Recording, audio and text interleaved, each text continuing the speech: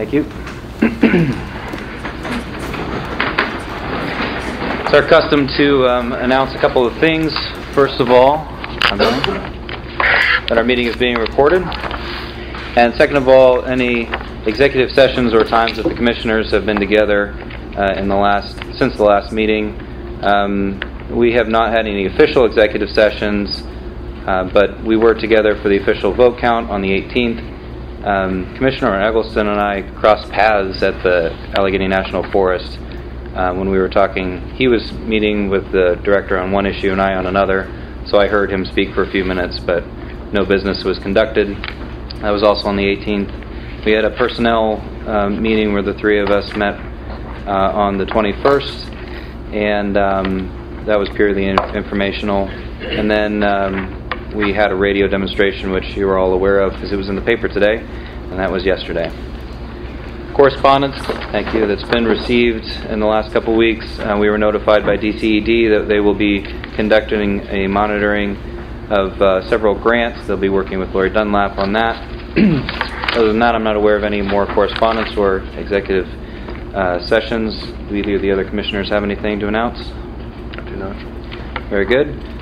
The regular meeting we will try to make as brief as possible, and then we will recess for 5 minutes in order to get presentations ready for the Motorola proposal. So on the order today, we have the agenda and the minutes, fiscal report, and a proclamation, and then an award, 2 awards for bids, an agreement with the EOC, and then we will take that break and set up and come back. My hope is to have all that done in about 10 minutes. There's no cause for public hearing. Does anyone here have anything that they want to raise with the commissioners that does not pertain to something that is currently on our agenda? This would be the public comment section, again, for anything that's not Motorola related, really. Very good. Has everyone had a chance to review the agenda and the minutes? Any corrections, additions? I have none. Commissioner Morrison? Fiscal report. Eric? Yeah, the fiscal report in front of you. The general fund and Erie banks have a total of just shy of $1.1 million available. You see the cash flow is definitely healthy. We did take out tap the TAN for another $500,000 last week, and we did have a nice lower healthcare amount this week, which is nice. So that's a good, significant number below the average. So it's nice. Very good. Any questions for the fiscal director? And just for clarity, the utilization of the TAN is consistent with what we've done in the past at least 3 years, I believe. Going back, yeah, definitely, I'd say even longer. Generally, we're exactly the same spot, TAN-wise, between January and May of each year. Right on the same. Being that if we would utilize more of the TAN, that would be a sign that we were spending beyond the budget, or spending more than we normally would. Unless there was some extraordinary situation. Yep. Correct. Very good. Any other questions for the fiscal director? Are either of you reading the proclamation on Monday in front of the courthouse steps? Okay. Do either of you want to read the Memorial Day proclamation here before us today? Would you like to? Oh, I'd be happy to. Okay. We only have one proclamation on the agenda today, which is for Memorial Day. Commissioner Eggleston will read it. Oh, right now? Yep.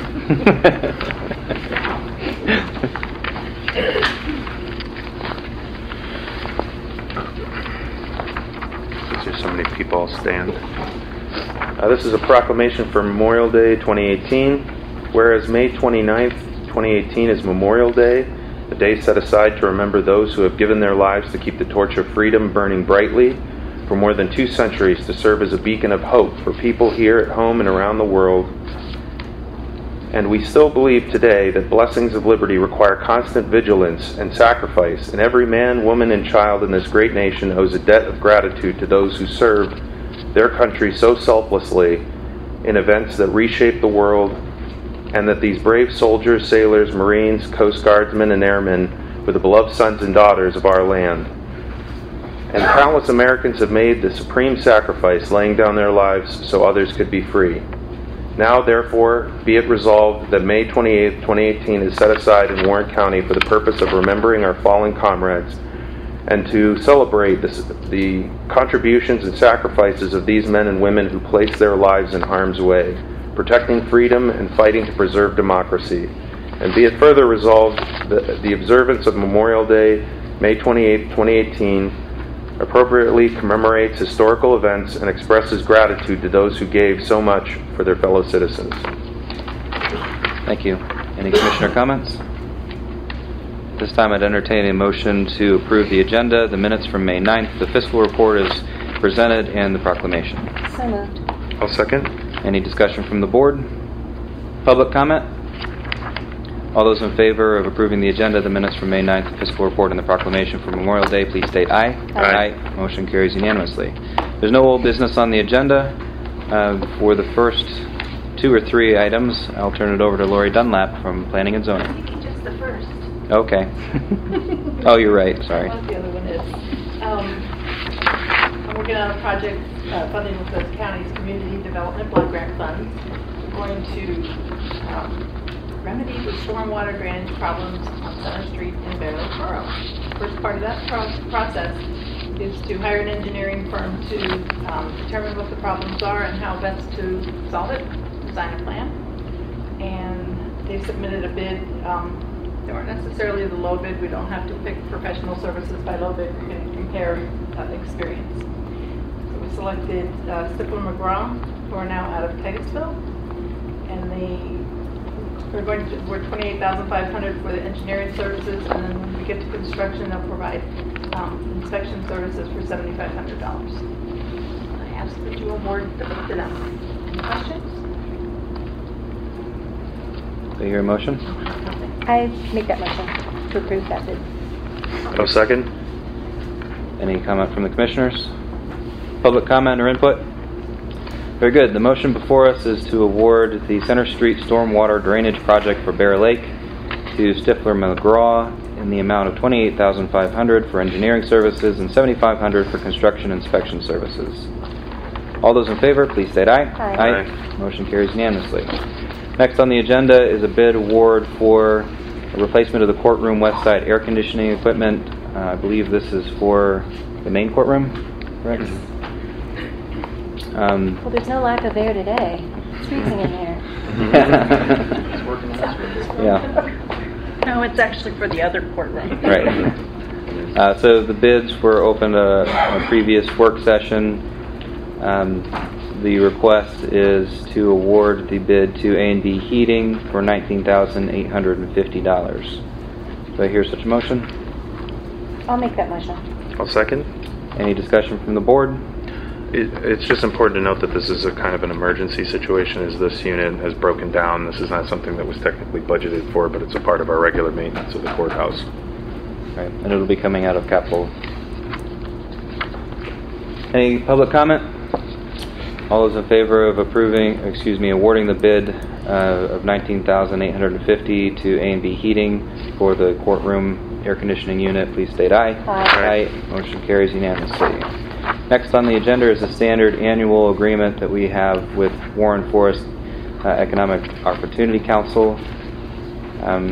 This would be 2 agreements for fiscal year 2018-19. Commissioners, have you had a chance to review these? Commissioner Morrison, you sit on that board. I sit on the board. I have nothing that needs correction. Okay. Do I hear a motion to approve these letters of agreement? I'll move to approve. I'll second. Any discussion from the board? Public comment? All those in favor, please state aye. Aye. Motion carries unanimously. All right, that is it, as there's no personnel report. So at this time, we will recess unless there's anything else to bring before the board. We'll recess for 5 minutes then as we set up the tables and presentations for the Motorola presentation, and then adjourn after that. So recess for 5 minutes.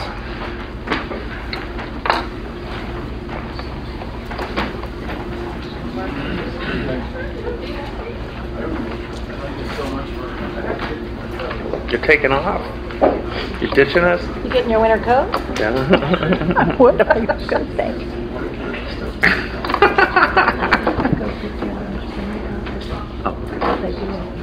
Oh. I was joking with you. Not a joke, though.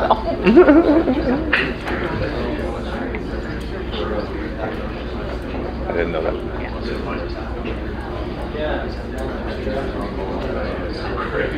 I don't care if she stays.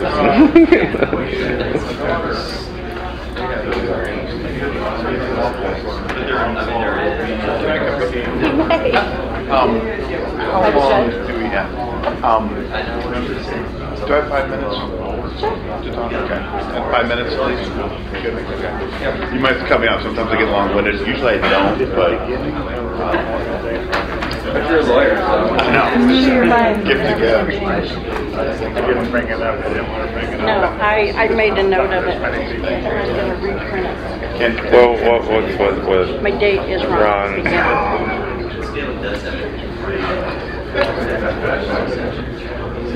What? I have the 29th at the beginning, and then the 28th throughout the rest of it.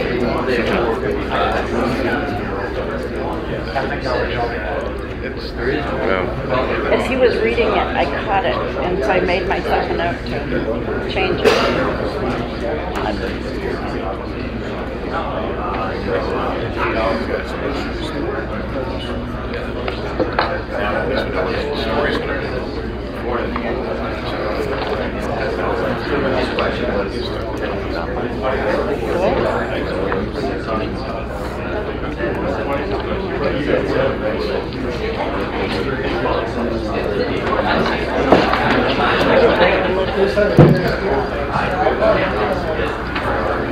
And I probably won't write it. Well, no, we're going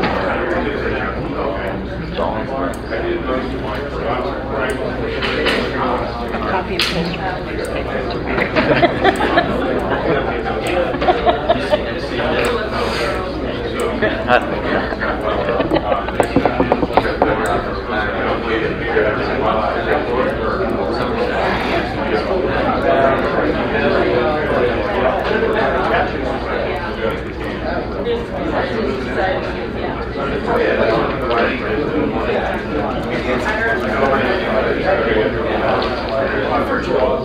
Sam, do you see the voting on there? Oh, I'll bet Matt took it downstairs for this weekend. In preparing for the service out on the courtyard. I'll bet he took it down. What down? Well, hello there. Podium. Oh. How are you? The Memorial Day, they always read the proclamation and have a small Memorial Day service on the courthouse steps. That's at like 10 o'clock? When do they do this? Ed, when's the Memorial Day service on Monday? It should be at 11 o'clock. 11 o'clock, okay. Make sure I get it down there. Because I know Matt was looking.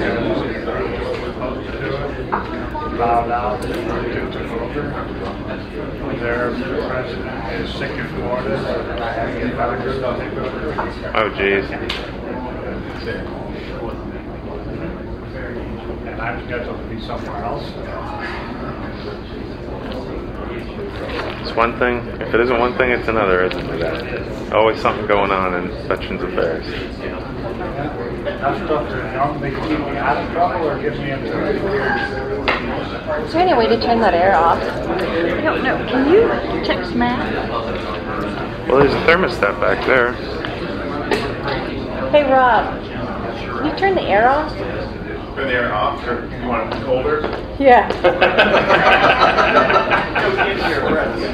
Let me see. And medium here. And medium here.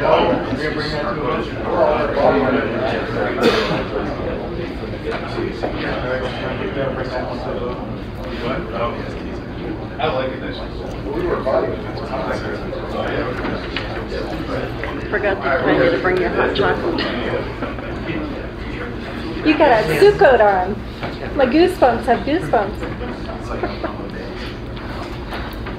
Have an extra coat in the office. Oh, I might need it.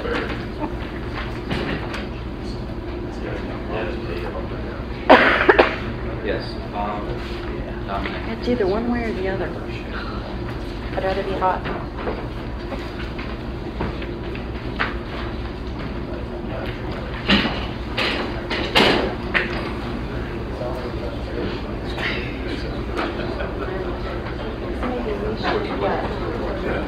Sit out there. What's that? Watch this. Yeah, you guys can turn around.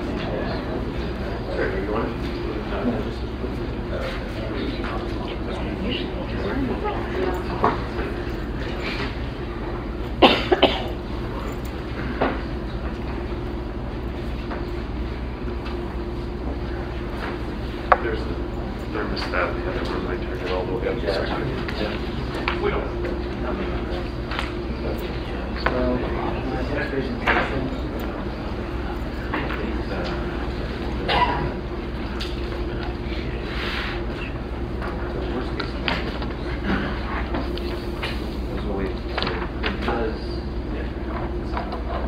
It does show this.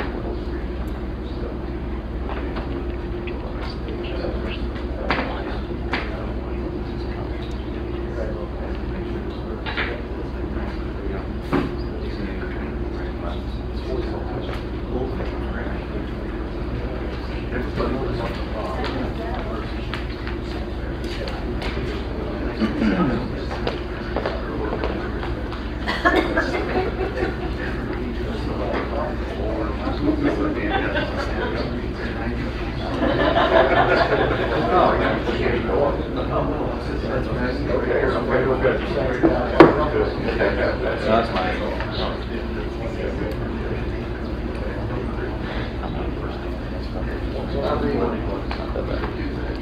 All right, we'll go ahead and come back out of recess. Today, in order to talk about the Motorola proposal, several of us will be presenting on PowerPoint.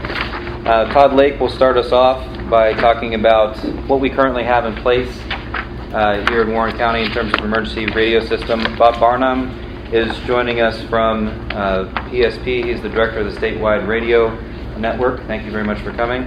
Dominic Ventura, the Pennsylvania sales manager for Motorola, is here to present on the Motorola proposal. And then I will be talking about the financing and how I see this thing being implemented. Also in the room, we have Rob Green, district attorney. Thank you very much for coming. Did Rich Barrett make it? Yep. There you are. Thank you very much for coming. President of the Warren County Fire Services. Ben Chase, Sugar Grove Ambulance. There you are. Thank you. Jay Lindemuth from the Department of Forestry. Thank you very much for coming. Brian Bull, who is, first of all, our GIS guy here in the county, but he's also Garland Fire Department Chief. Jason Peters, Conewago PD, has joined us. Mike Gerhardt, U.S. Forest Service in the back. Thank you very much for joining us. We also have Jared Dieter from the Police Department in Tidiute. Thank you very much for coming. Tyson Martin from DCNR. Mike Noy, Glade Township Constable. Did he make it? No, did not. Okay. Brandon Deppen, did he get a chance to come? There you are. Thank you very much. Ty Mindweezer's in the back over there. Chuck Fetzig did not make it. Okay. Brian Zabel is, where's he? Oh, there you are. Thank you very much. County Detective John Ferry is here from Scandia. Boyd Freeborough from the school district. There you are. Paul Pascuzzi was not able to make it but sent a letter. Kathy Rapp was not able to make it but sent a letter. Senator Hutchinson was not able to make it but sent a letter. Kevin Bell, the Sheffield Fire Department Chief, was not able to make it but sent a letter. And Alan Kugler from the Council on Government's Fire Services was also able to send us a letter. We've got Jake Hoovler from Fire Marshal from the State Hospital, Ken McCorrison, Sergeant Gary Garman was able to make it. Was not. Lieutenant Simcoe, somewhere, there you are, from State Police made it. Jerry Jesperson from Lander Fire Department, thank you very much for coming. Let's see, did I miss any chiefs? Sheriff. Oh, the sheriff. You're right under my name. I don't know how I missed that. Thank you, Sheriff. Thanks for coming, Sheriff. So all of these folks have intimate knowledge of our emergency radio system and can speak to the need and hopefully to any questions that we might have regarding an upgrade of the system. So again, we'll start off with 4 quick speakers, hopefully 5 to so minutes. We'll start with Todd Lake to talk about the need, move on to Bob Barnum from the state to talk about StarNet, and Dominic from Motorola to talk about their proposal. And then I'll step back up. Take it away, Todd. Good afternoon, everyone. Thank you extremely so much for coming. This project is near and dear to my heart. It's time that we move forward in the county with something that we can all talk on. My little point here is some of the existing issues that we have. Our county has 3 disparate systems. You know, we have our fire service that's on one frequency. We have our medical that's on another frequency. Quit moving that around so the pointer's not moving. You know, and then our medical's on a UHF frequency, and our local police are on a VHF. These are all analog systems. All, you know, none of you are carrying your analog phones around anymore, right? Your flip phone. No. All right, interoperability. Everybody understand what interoperability is? Well, that's when all responders can talk to each other seamlessly on a common channel. You know, there's not somebody trying to go in between. You know, let's step up and talk to each other. Let's talk to each other across the county. Let's talk to each other across the state if we have to.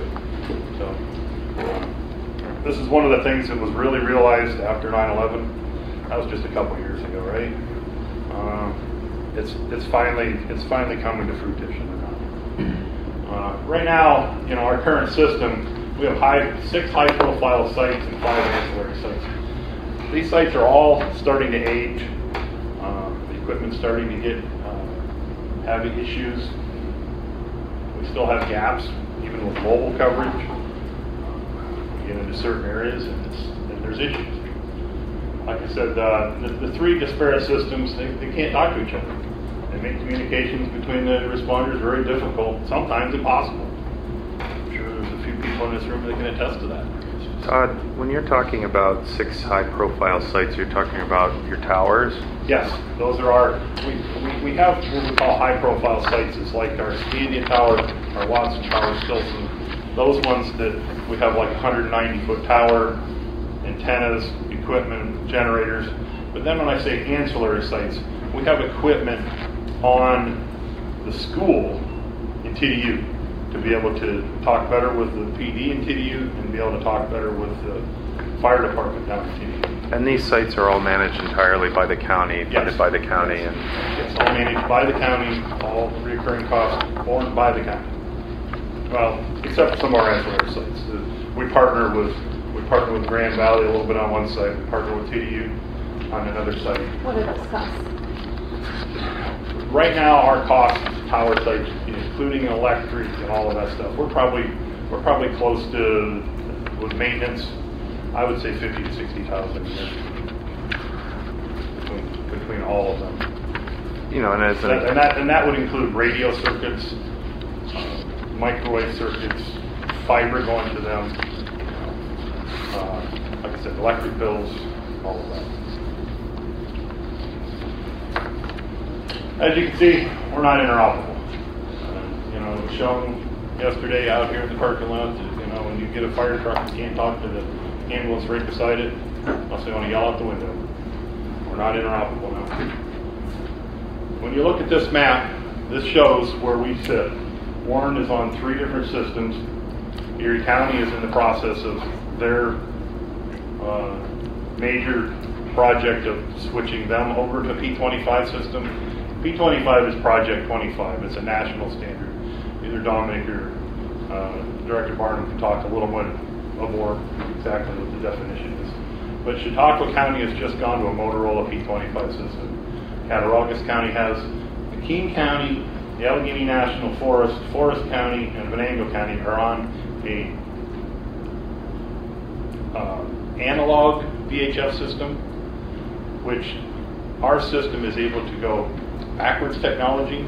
We can talk on analog. So we'll be able to, if we move to a VHF system, we'll be able to seamlessly talk to all of them.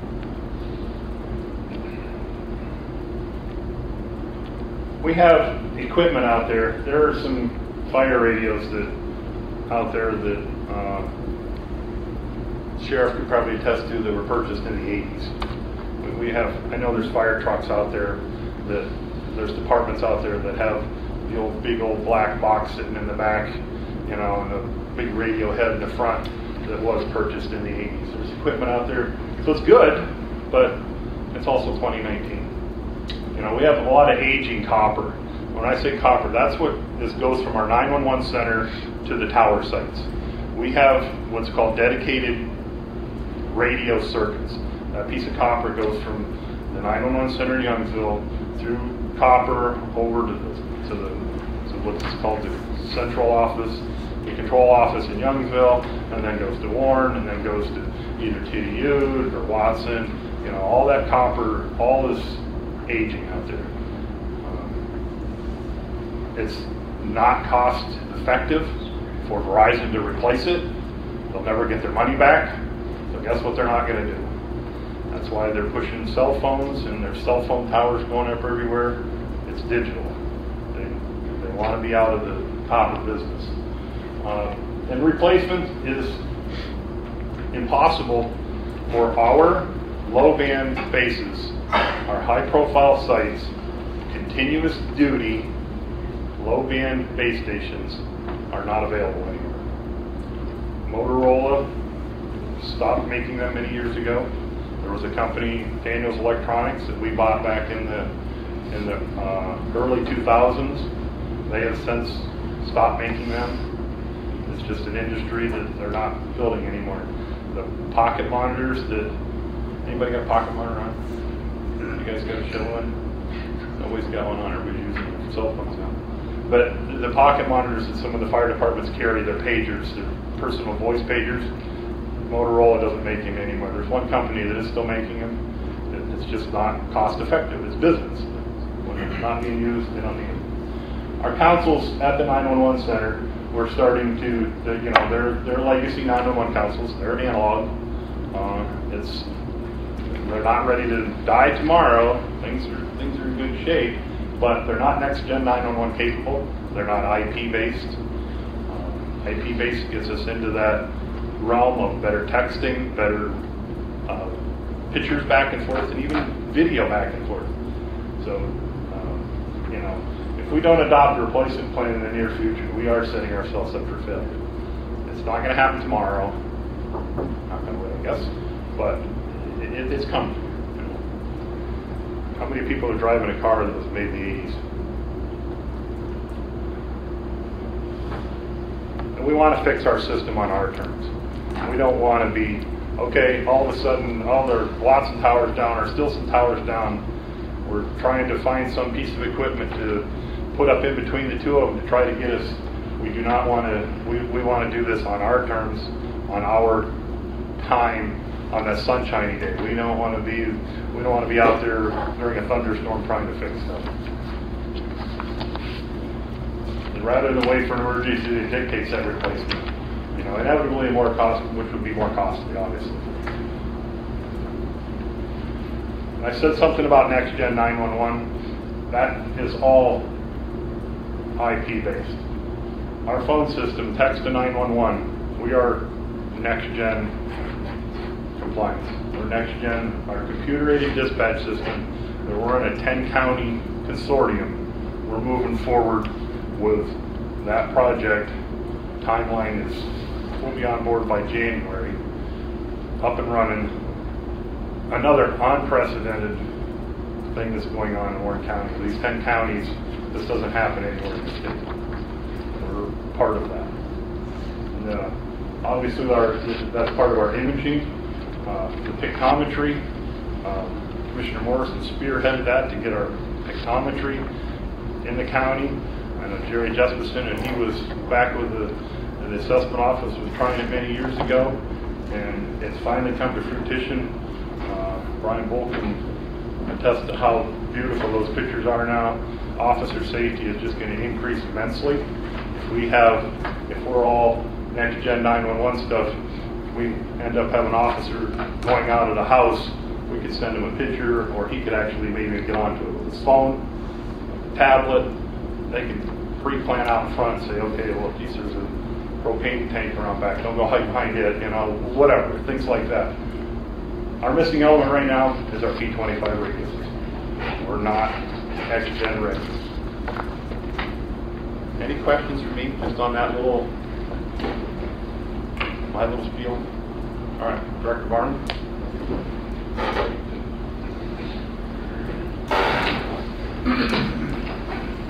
Thank you, Director Lake. I'm Bob Barnum. I'm the Director of the Statewide Radio Network Division within the Pennsylvania State Police. I have currently 31 years experience in radio systems, but about half that time in the private sector. The last 16 years in the Commonwealth of Pennsylvania.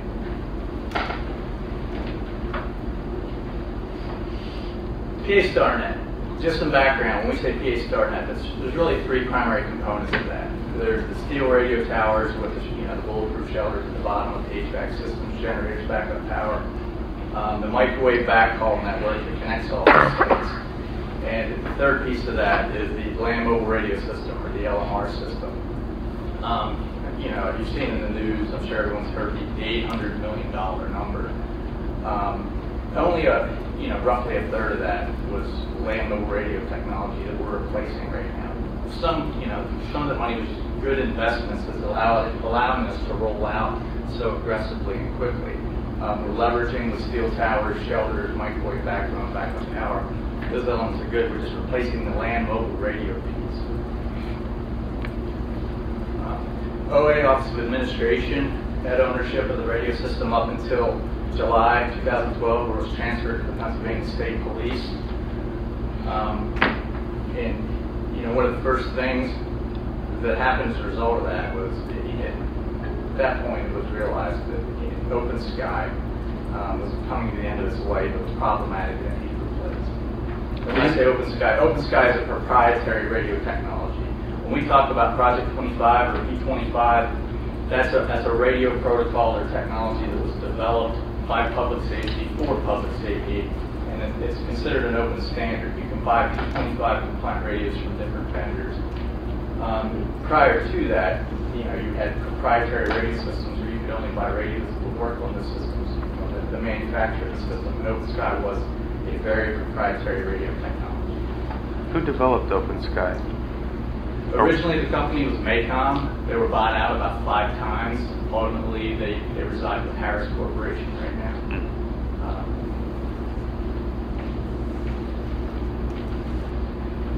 Open Sky challenges, I talked about the 2012 time frame. At that point in time, basically all of our radios were end of life. When we look at the mobiles that were out there, the mobiles that are basically in all vehicles out there were discontinued in 2009.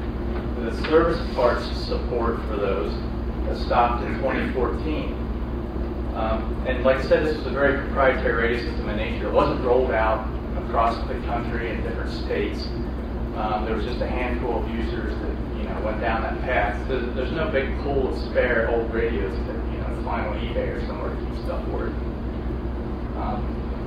The portable radios, the handheld radios, they were discontinued for service in discontinued in 2014 and parts and service in 2018. And that is a challenge. Like I said, there's not a lot of spares out there. There weren't a lot of radio systems deployed on this technology. And we're doing the best that we can to keep the Open Sky system currently operating.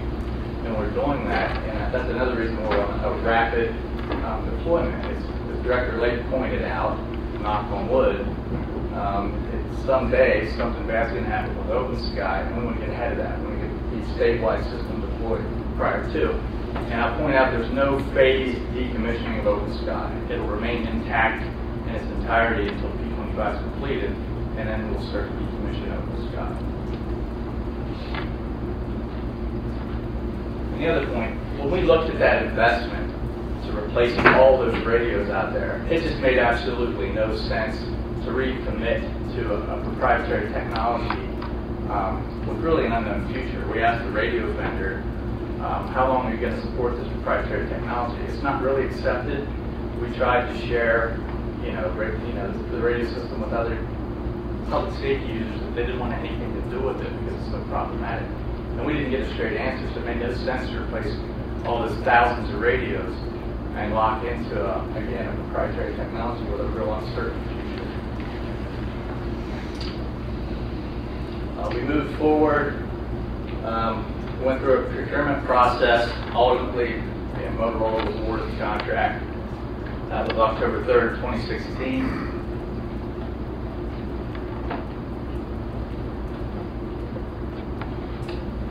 Most recently, in February 5, 2018, now we have some buy-in, and it was an uphill battle. Everyone's, remembers the $800 million number. Like, why do you need more money? How's this going to be different? How's this going to be better? So we had to justify that. In the last budget hearing, I was in the radio budget hearing. It was the most positive hearing that I had, attended in many, since I worked with the Commonwealth. That's not reflected in the press, but I was there. And it is, we do have some buy-in. It does make sense. And I will mention, Senator Mensch introduced Senate Resolution 237. That was less than a year ago, urging counties to consider joining the statewide radio system before they went off and tried to build a new radio system on their own. Basically, it's the state taxpayers' money. It's like we're out of the proprietary radio business. P25 standard. It has upward mobility. It's scalable. We'd like counties to consider joining the statewide system before they go off and make an investment to build their own. It should be much, it costs more money. What's not on the slide, about a year prior to Senate Resolution 237, Senate Resolution 325, they have a Senator Mensch also urging the governor to address the broken radio system.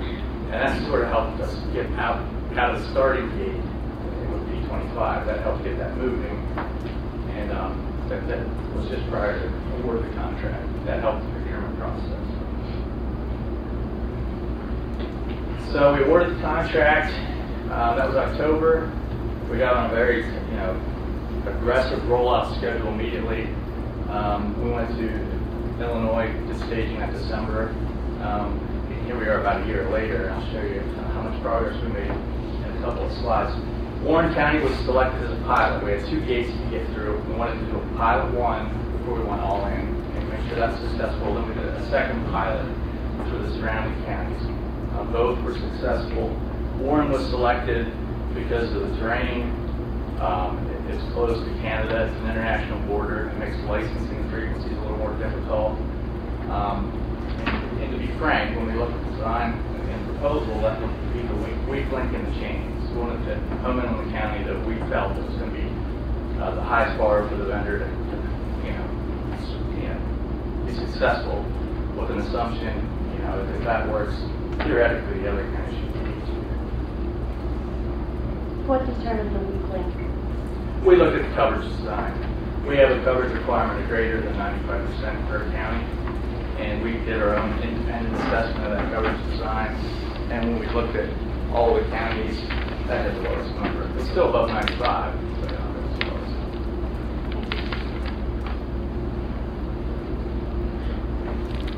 We talked about Open Sky. It is an 800 megahertz system, proprietary technology. Even though it's 800, it even requires more signal to work. So currently there still are 31 Open Sky radio tower sites in Warren County, and it's a mixed bag. It's high-profile sites, similar to Warren County, tall steel towers. Part of the problem with Open Skies, there's 1,100 sites total throughout the state. We talked about maintenance costs for 5 towers. At 1,100, that gets real expensive. And 450 of 1,100 sites are wooden poles, and they're very problematic. They don't have good backup power, they don't have good connectivity. Every time there's a storm, we have problems. There are a lot of problems with open sky. And that just illustrates 31 sites in Warren County. Green is covered, the white's the dead spots. P25, we're at 4 sites. And again, you can see white are the dead spots. So we went from 31 sites to 4 sites in Warren County. It's going to save a lot of money down the road statewide for maintenance. Our rollout schedule, our fiscal years run from June to July. 17, 18, basically the western side of PA, going out across the southern and looping back up around. Today, like I said, we're only talking about a year later from when we got started. That's our coverage. That is our current build. That's our VHF coverage in the Commonwealth today. So we are on schedule and on budget. That was another problem with Open Sky. It took years and years. There were a lot of problems. The software really wasn't mature when this was purchased. It took years to keep up the software, and that just never quite got there. And any questions? I just want to mention one thing. It's kind of hard for everybody to see, but you look at these little marks up there, the 3 main sites in Warren County. But you put in the site in Forest County, you put in the site in Crawford County, the site in Venango County. Those are all up and live. And the one site in Erie County. That starts covering those areas of the county that we have issues now. We don't. We have issues with the VHF coverage down in Grand Valley. That gets covered because of that tower in Crawford County. There's no borders. Your cell phone doesn't know there's a border. But in Warren County, our aging system, there's the borders. There's no borders there, but there's dead spots. So that's where the thing gets a lot better. And the other thing with P25, it's system interoperable as well. So you get the most interoperability, the best bang for the buck when you're sharing the same system. That's what we're talking about. And with P25, there's also a provision for system-to-system interop. So we look at Chautauqua County up here. We can make what's called an inter-subsystem interface connection. And once that's configured, that will allow someone to drive into that county and do work, and the radio continue to work, continue to have coverage on the doctor they normally use without having to click through the channel. That helps our departments all along the north. Yeah. Just how are channels assigned? Does one county have some channels? When you say channels, there's 2 things coming to mind. With P25 Trump technology, it's really a virtual channel. It's a talk group. It's still a name on a radio, but it's not actually an RF channel like old analog radios. That process is called fleet mapping. We're working through that with our state agencies now, where we, basically, how do you want to operate? And as an example, PennDOT, they pick a primary talk group for each county, and they name it DOT, the county name, and then they have a couple what they call stockpile talk groups. So it's really based on your operation. It's not limited to the RF channels. That's details that gets worked out in configuring the system. That's the other thing. Talking to Director Lake, there's also an option with P25. You can configure it so it looks like it's the county system. It gives you autonomous operation, where you have your own visibility. Or we can do we have a network operations center. It's 24 hours, 365 days a year. We can be a one-stop shop for changing talk groups. Obviously, we're going to take care of maintenance of the system. We see alarms, all the shelters, doors are on. But the fleet mapping will be there to help, and it's not limited to how many channels you have anymore. Yes. Will our county controller in that one center be able to hear that's the state police on this? Now, will they be able to? They will be able to. Will they have that proprietary? Will they be on that group? Yes. Okay. And the municipalities will also be able to hear the state police and vice versa? I can tell you that just Yesterday, I sent a draft agreement to a county in Central PA to do just that. Because there's a handful of counties in the Commonwealth today, and I think Warren is one that has a top group sharing agreement or master license agreement with that exhibit attached to it. But it was limited in the past. It could just show up at a console, and if you wanted to push it out to municipal police, you had to do a patch. Yesterday, I just lobbed an agreement over to a county to change that so that the channel at the top group could be actually programmed into municipal police radios, either in the car or on someone's belt. That's great. Boy, some of that, you know, if you understand, like the VoIP phones, you know, you used to have to, if you wanted 20 extensions, you had to have 20 copper lines coming in. Now you can have one line in a VoIP system. However it is, the engineers do it behind the scenes. It's kind of the same way. You don't need as much of that RF and bandwidth to get multiple talk groups. I think the only thing before I step up, if there's not any other questions, the 4 sites that we put in, I think it's important to recognize that originally the design we had 3, but because of the value of the partnership, you know, I don't want to take any words out of your mouth, Bob, but because of the value of the potential partnership with Warren, there was the opportunity to increase coverage by adding an additional site. Yeah, that's a good point. The original design had 3 sites in Warren. We added a 4th site because, you know, Warren was sort of engaged, aware of what was going on from the beginning, and we got some feedback. And the city of Warren, they could really use some more portable on-street coverage. So we deployed that 3rd site north of the city to help bolster that. As part of that, we also added simulcast to the design. It makes it easier to fill in coverage if you need to do that. And back to the channels concept, there's no per unit user fee involved in this. Our model for counties or other business partners or federal partners is you buy in with the spectrum, you buy in with RF frequencies. That's how you buy in, there's not user fees. I was in DC last week and I talked to NTIA, their frequency assignment subcommittee. Basically, there's representation from all the federal departments, and there's some interest there. I mean, Fiscal Report is here. There's some interest there, and possibly from the department. Who's leading that charge are all components of the Department of Justice right now. Again, it's the same thing. It would be expensive if one of those DOJ components wanted to build a statewide system in Pennsylvania on their own. They can just buy in with the channels and participate in the states. Any other questions?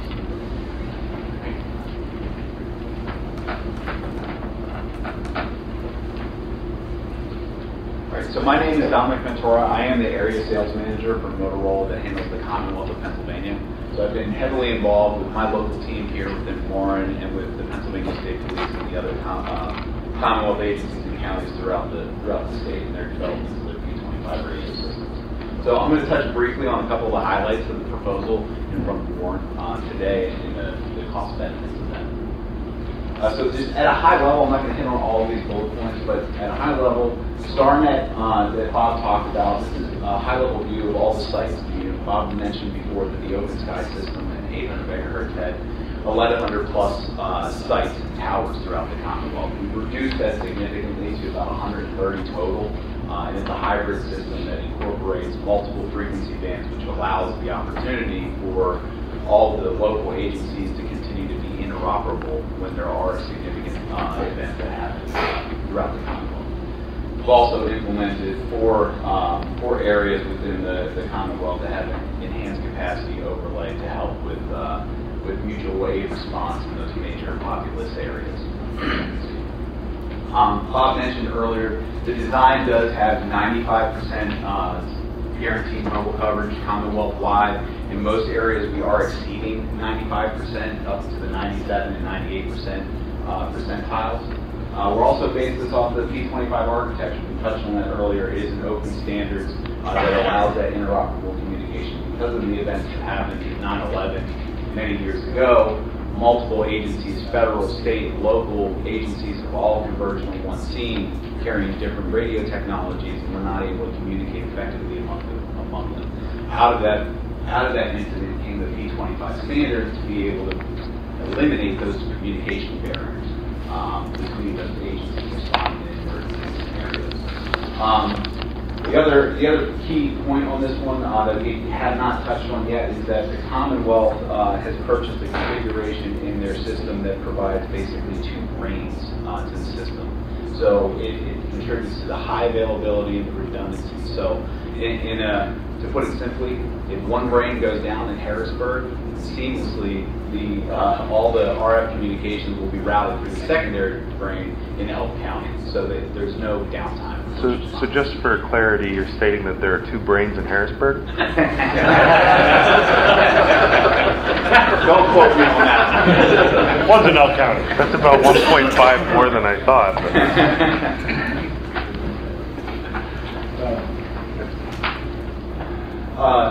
The next one. So out of the, Bob mentioned earlier that we're looking at partnerships when the Open Sky system is out there to have local counties take advantage of the investment that the Commonwealth has made. And there's a lot of smart reasons for that. We have a number of different regional-based solutions in the Commonwealth and statewide partnerships, throughout the country, in Ohio, in West Virginia, and Maryland, to name a few local ones. But the key points, and we keep hitting on this fact, is the interoperability among all first responders. So there comes a day when anything can happen in the first responder community where everyone has to converge on one scene. And it doesn't have to just be a major event like 9/11. It could be the Eric Green manhunt, where the DEA, the FBI, PSP, and the locals all converge on one scene to communicate together.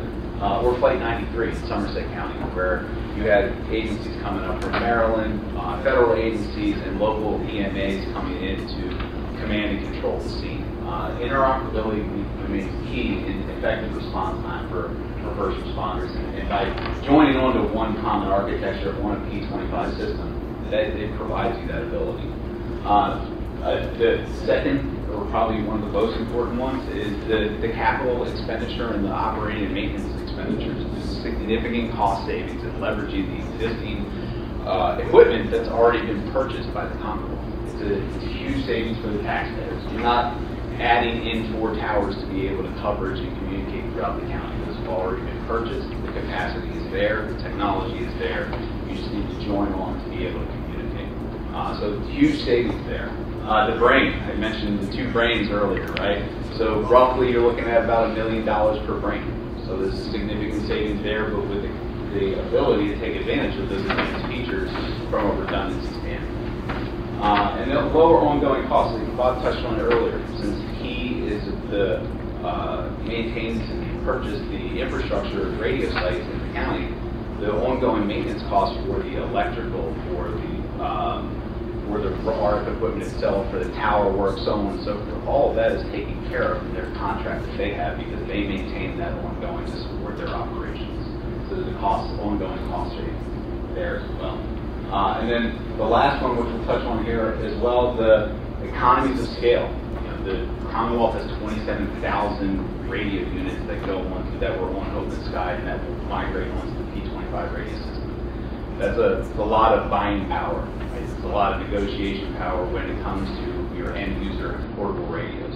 So we've been able to put together an economically savvy package to incentivize locals to be able to get the biggest bang for their buck based on the significant quantity that need to be purchased to jump on that. And by becoming a partner, you in turn take advantage of that as well.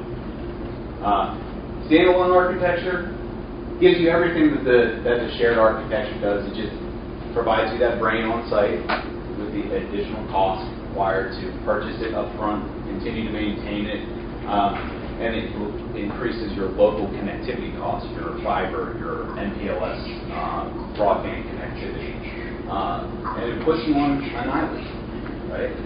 So it can, when you need to communicate back and forth, right, you're out there by yourself, where you're not able to communicate today, which Todd touched on earlier, with first responders from PSP, or if you needed to communicate with PennDOT, right, it makes that difficult. That pretty much touches on most of the items here. So the partnerships, out of the shared architecture advantages, in working with Pennsylvania State, we've come up with 3 different distinct partnerships that locals can take advantage of to be able to join PA StarNet and take advantage of the expenditure that's already been made at the state level. So the first one is what we call the Warren County model, right? This is the all-in approach where you're leveraging the brain of the system, and you're bringing your frequencies, and you're bringing your RF communications and your RF sites if you need increased capacity, which in this case you do not, because that's already been purchased by the state. And you're bringing your dispatch consoles and your subscriber radios. So it's a very streamlined model. You can take advantage of everything that's been put together already by the Commonwealth that's been in place today. The next one, I'm going to skip over some of these ones because they don't necessarily apply to the conversation today, but I will hit them at a high level. The inter-subsystem interface connection is for the existing P25 radio systems that are out there today, like the border county in New York, or the regional communication system in Butler, Westmoreland County, Somerset, Venango. So they would join via this ISSI connection to provide interoperability because they already invested in a system for that. The third one, which is, it's an available option, but not one that we see being taken too much flight, is building your own system and then making it a part of the state system. So still buying your own brain, incorporating it as a part of PA StarNet. So the biggest bang for your buck is really leveraging the assets that are already in place and buying just what you need. So the benefits here, we've touched on all of these, so I won't go through every single one, but the ongoing cost savings, the capital expenditure up front that you're going to save, in the range of $3 to $5 million when it comes to putting in your own brain, establishing civil work, putting in your radio frequency towers, and then your ongoing life cycle spend, because those are all have been absorbed by the Commonwealth system that they have in place. Those become savings for the county to recognize. We touched on the negotiated contract pricing for the subscribers, which gives you the ability to buy them at a heavily discounted rate. And then the seamless interoperability between federal, state, and local agencies for those either day-to-day incidents where you're talking with the Allegheny National Forest or DCNR or PSP, or for the mass incidents like the Flight 93 or the Eric Freen manhunt incident. And then the high redundancy. You take advantage of the two brains. You're also able to access and back up PSP in a situation where they might need to get out of a dispatch, their building where dispatch Todd's post and dispatch for them, or vice versa. So you have a constant level of cooperative dispatching capabilities by joining this. And then the autonomous operation. You are sharing a brain, but you're completely independent. The brain can run a nationwide system. It has the capacity to be able to do that, but it can. All you're doing there is you're taking advantage of the switching and routing. Independently, you operate day to day on your own. So you're still able to talk locally like you own the system or something. So this is just at a high level. I know it's an eye chart here, but basically the infrastructure that we talked about, the 4 radio sites and the 2 brains are already existing today that the Commonwealth has put out and accepted.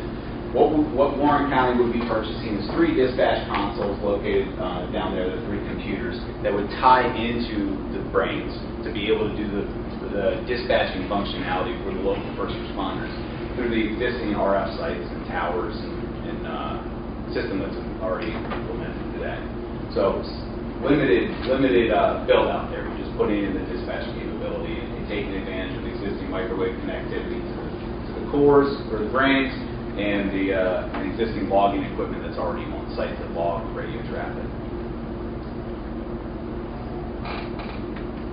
So this is just want to put a picture out there of the end user devices that you would be purchasing as a part of this. So it's our APX series, which is a portfolio that we have that supports first responders around the globe. The 4000 and 4500 is what's depicted here, which is what has been included. They come with a variety of accessories, chargers, anything that you need to be able to do your day-to-day operations from a public safety or public works standpoint. And before I close, the dispatch console, IP-based dispatch console, as Todd mentioned earlier, right? So it's a next generation IP dispatch console that provides the ability for cooperative dispatching with PSP or other local agencies. It leverages existing microwave connectivity that's already available within StarNet, and also provides end-to-end security from an encryption standpoint to be able to encrypt that radio traffic when needed. So you take advantage of all this in a next generation IP console that's going to be future sustainable for the long term. And lastly, just a summary here of a couple of things that we touched on today. Leveraging the Warren County model, the brain that PSP and RF sites that PSP has already provided and has built out in the county, provides a significant capital expenditure savings for the county of Warren. The ongoing maintenance charges that are going to be taken care of by the Pennsylvania State Police because they built out the equipment for their use here would also be taken care of by them, which saves a significant amount of ongoing operating expenditures there. So eliminating some of those expenses that Todd alluded to earlier with maintaining the nine high-profile towers throughout the county. Improved interoperability between federal, state, and local agencies. So in an incident where you're responding to an emergency scenario and you need to be able to communicate with Pennsylvania State Police or DCNR or with the City of Warren, all of those agencies can interop together on a mutual aid talk group or a mutual aid channel so that the seamless interoperability and the communication barriers are eliminated. And the last, just to prove and touch on that a little bit, in working through this, I saw that there was a planned incident training session that was done here in Warren for if there was with United, is it propane or gas, the fueling company here, where they prepare if there's an explosion or an incident of emergency magnitude. And I pulled just this excerpt from that article that overviewed that training scenario. Communications is always a key in commanding and controlling a scene. If you don't have communications, things can go awry quickly, and it helps aid in the response time to be able to keep the public safe. So by taking advantage of the interoperability, you would improve your response time on a day-to-day basis, improve public safety, and keep your first responders that are putting their lives on the line every single day, keeping them safe for us. So that's pretty much everything that I have in a nutshell from a proposal perspective. Are there any questions from anyone? I have a question. Knowing that we will be using the StarNet system, state system, and this would be a cost savings to the county because the state would be assuming those costs. Correct. If there's a change in administration, what should we do as a county if, with a change of administration, they say we would no longer split that bill to the county? That is a great question. I think, Bob, I'll defer that one to you. Sure.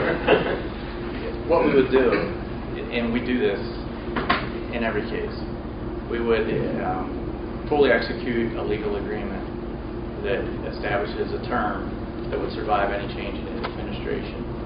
That's one of the reasons we do that for almost everything. We have legal agreements to share talk groups. So within that legal agreement, it would capture a term of the agreement and other nuances like no user fees, and that legal document would survive changes in administration within the binding legal process. I think there was a handout. District Attorney. Thank you. Yes, sir. Just real quick, this might be a Todd Lake or one of you guys' question. How do you separate these talk groups? Let's say, so basically the city of Warren, or let's say municipal one, is on their channel talking to each other, and now something happens in municipality 2 for PSP jurisdiction, and 2 agencies need to communicate, but all of them don't communicate in Warren County, just 2 of them. How does that work? How does that happen? So when we talked about the fleet mapping, I'm going to try and keep this simple, so if I start getting too high, let me know. It's a phase 2 system, so there's basically, if you look at a traditional channel, you split it in half, so you increase your capacity. Are you too high? So realistically, is it just hitting a button, basically, to say, okay, these 2 can talk now? Yes. Yes. See, I'll act as translator. There would be scan frequencies. It's just like now. The radio that I have in the vehicle on the old 800 system is, I can hear, the state police, but it's on like the Warren County group, but I can hear PennDOT. I'm not on their channel. I'm not, but I can turn scan on and off. So if I'm dealing with an incident, I don't want to hear PennDOT, or I don't want to hear the state police, or I don't want to hear whoever, you turn the scan off, one button, turn it off. But now it's like they have now, even with an analog. It's, where the sheriff's on the county frequency, Conowongo can be on their frequency. They hear each other because they're scanning. It's just, this is adding that digital side. So the analog is all or nothing. You're either just on your own frequency or you're hearing everybody. With this, you can select who you're listening to. There's a button. The radio still operates the same way. It's like channels. In your mind, it's still going to be channels. Like in the talk groups. Yes. Within your mind, you're going to have many positions on your radios that you can go different places and talk to different people, just like you can today. But probably can. But you're going to be able to go back and forth on the channels and scan and set those up. There's going to be training. Yes. There's going to be all kinds of things that goes along with this.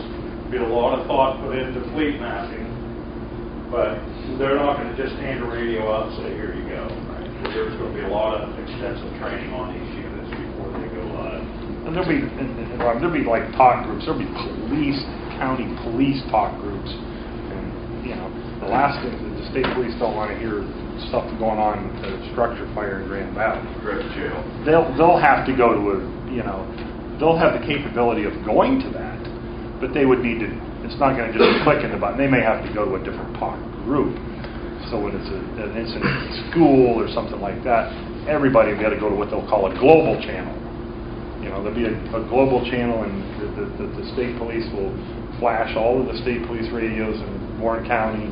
That there'll be these global channels so when that horrible incident happens at a school, everybody will be able to talk to everybody. Anyway, the global channel would probably just be Pennsylvania, because when this becomes nationwide, or New York State gets it, we don't want to hear about Chicago stuff because we don't care. We want to hear about Warren County stuff. So a global channel could just be. Yeah, the global channel, but even like maybe the guys in New York State would have that global channel. They'll have that global channel. So because they're coming down to help. Sure. Yeah. We were messing with them yesterday, and I mean they function a lot like a Sirius satellite radio. Like you have channels on the radio, whoever you want to listen to. It's the same thing with that. You flip through it, and all of those channels are going to be pre-programmed by emergency management. So there'll be different groups that you can talk to. So depending upon what the situation is, you just flip to it. But at the same time, you still have your main channel always there. Oh, absolutely. And they have setups in it that have like echo groups and stuff like that, where if you have a situation where you're the only one there and it's a major scenario, you can contact everybody immediately like that. Whereas right now they have multiple radios and a thing, and all of them have knobs on them that they have to twist in order to contact different people, or even just to contact 911. So there's a button. That's it. They even had just really quick. They even had a thing that I thought was really fantastic, which is there's a button on all of them that's an emergency button. So if you're pinned under a vehicle, you're being assaulted, you're in a situation that's challenging, and you don't have time to find your radio, get on the radio, and talk to somebody, you can press the button and immediately alerts everybody on the network that you're under duress, and that they can respond to it with GPS tracking of the device. It's there's a yeah. I know you've been waiting, so I'm going to go. I'm sorry? If anybody wants a demonstration of what you want to see in action, I'm more than willing to show you in my truck after we're done. Great. Thank you. Yep. Yes, sir. How about personal radios? Are they affected by the building construction? I'm sorry, I didn't hear you. Personal radios, are they affected by the building construction and architecture? Because right now in our schools, once law enforcement can once they get inside, they can't talk. Right, so you're saying if you're carrying this radio inside of a building, are you going to be able to talk? Yeah, so that's, to Bob's point earlier, we added a simulcast, right, so they're all broadcasting at the same time. Basically what that does is it increases your coverage inside of buildings. So it allows for further penetration into those buildings so that you can communicate. And I think, Todd, you've been testing the radios throughout the different parts of the counties and different buildings and that nature. Maybe you want to expand on that. Yeah, no matter what you look at, there's nobody that can tell you they're going to have in-building coverage. 100%. You know, yeah, you get into basements of certain buildings. You know, radio sometimes just don't work. It's like anything. There's no technology that can make it go through cement. You know, there's nothing out there. It's sometimes best effort, but the system is about as robust as you can get. It's going to be, you know, you may have to go closer to a window to talk. It's an unfortunate thing to, you know, to be able to get that 95%, you know, portable coverage. You would just be quadrupling the prices of everything. There are ways of doing that. The radios can have that capability of going off network and be able to talk internally to possibly just an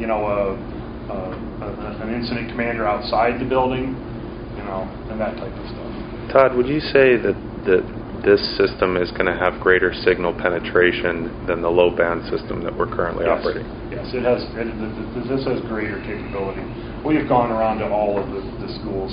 I know on the state side of it, everything is.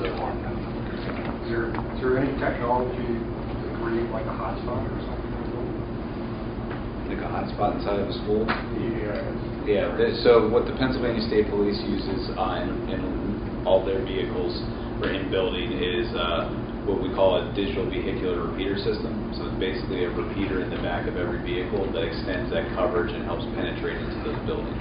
So it's where needed. You can, based on where you park the car, it can improve coverage inside of a building, right? It's something that you can purchase as needed. It wouldn't necessarily need to have in every vehicle. So we could put a repeater in the school? Yep. Yes, sir. Those towers, the 3 or 4 towers that give us our coverage, are they the same towers that Verizon and whoever are using for our cell phones? Like if we lose a tower, which would possibly lose our cell phone coverage, do we also lose our radio coverage? That's my question. There's a handful of Commonwealth towers that do have commercial cellular co-located. I have to look. I'm not thinking that any in Warren have commercial cellular co-located, but I have to double check that. But there are instances where that doesn't occur. Most towers not. Those towers out there, Mike, are you know, unlike our county towers. Those towers out there have, you know, complete state-of-the-art redundancy. You know, we've got copper wires going to some of them that if something happens on copper wire, we don't talk on that tower. You know, on our high-profile sites, we have backup generators that kick on. They have them at all of them. There's somebody monitoring those 24 hours a day, 7 days a week. We don't have the monitoring equipment at our towers because it was cost prohibitive. I looked into that a few years ago. It was $50,000 just to buy the equipment to monitor all of our towers. They're already doing that. That's a good point. We do have 24/7 monitoring. In the event that something breaks, our maintenance contract has a 2-hour response, 4 hours slow. So, you know, the minute it breaks, you know, someone's on it. They contractually be there too and have it resolved before. It's going to be faster than that. The emergency button or whatever. Press the emergency button. Who does that go to? Your talk group?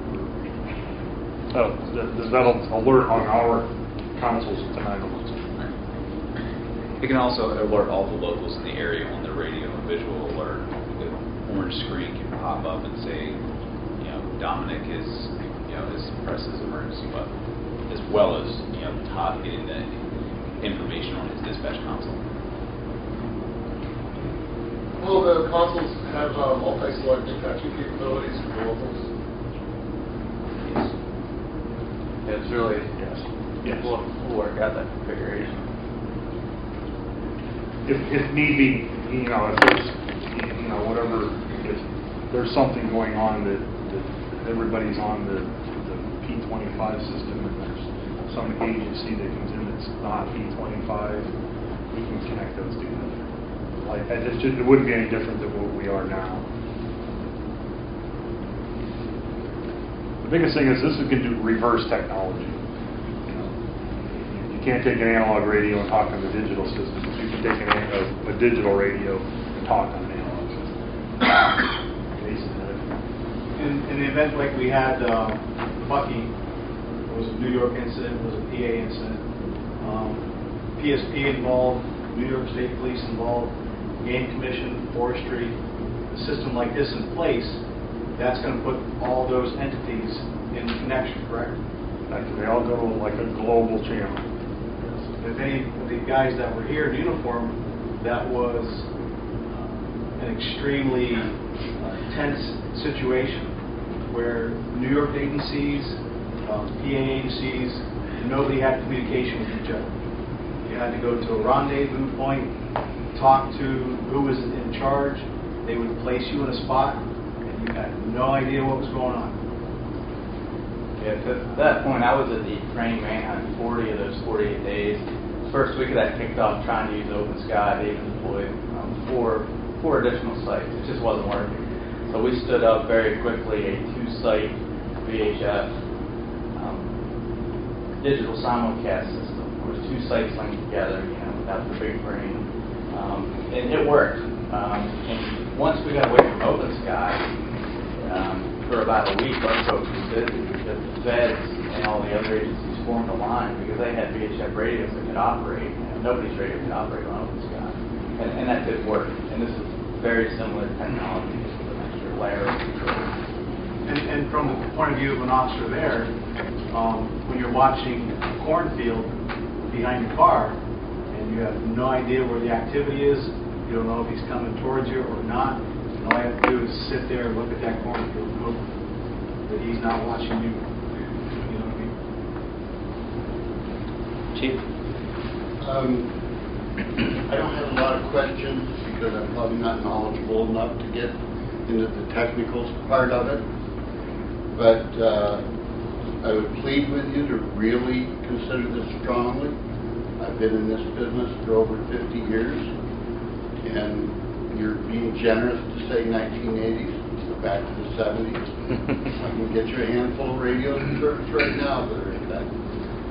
But I don't know the finances going into this. But I know a lot of these departments that if they have to go out and buy these on their own, they're not going to make that switch the first year, or the second year, or the third year. It's going to take a while just because they can't afford it. We're along the state line, as is Russell, Scandia. They have to deal with Cattaraugus, Chautauqua, and Warren County. I mean, they've got 3 different areas. And the interoperability, I don't care what the state police are doing on their tactical channels. If I can tell you that you've got a trooper hurt up here, but he's okay, so don't break your neck, just to let you have that information, that's important. Or if I need something, I don't want to be on their channels, but I want to be able to do that. And I've been at homicide cases in a fire where the state police had to send somebody down the road a ways, and then they had to relay to that person to relay out, and we're in the fire service, and it's just like anything else. By the time this one tells this one, how much of that message is the same.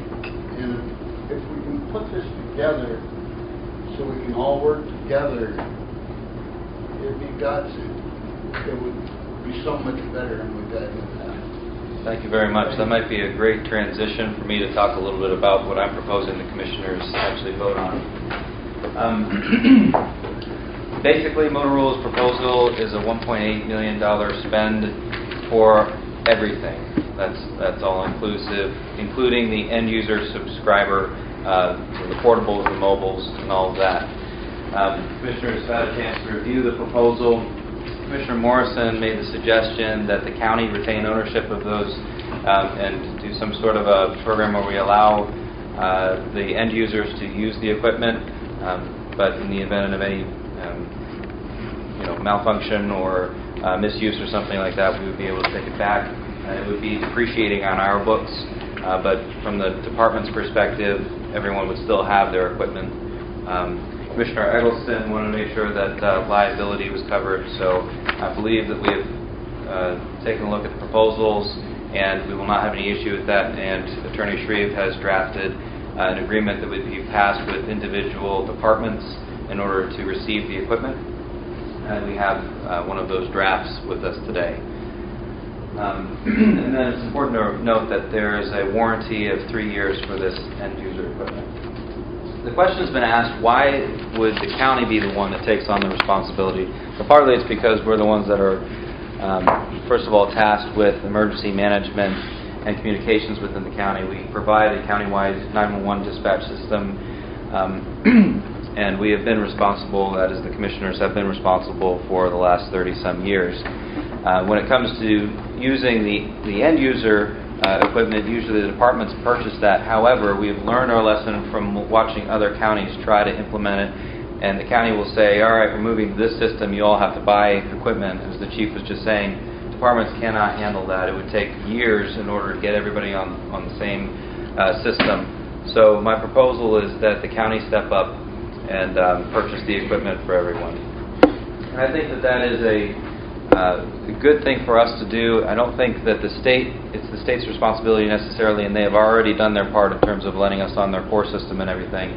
I also don't think that the local municipalities should be the ones that are trying to do it, and at the end of the day, whether the tax dollars are coming through, it's still getting paid for by the taxpayers. Whether it's a local municipality or the county that's doing it, it's still local property taxes that's paying for it.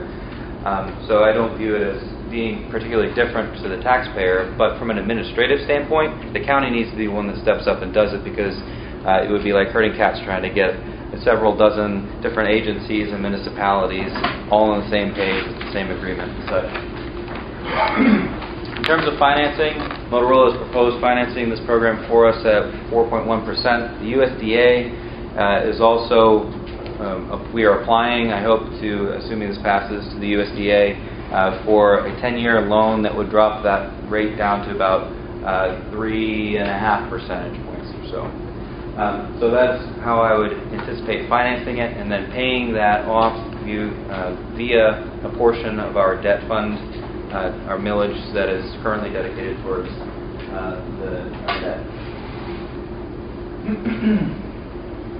I did want to give you just a couple quick stories, and I'll try to make it brief, but I'm a firefighter and EMR with Spring Creek Fire Department, so I've seen a couple coverage issues and interoperability issues even in Spring Creek.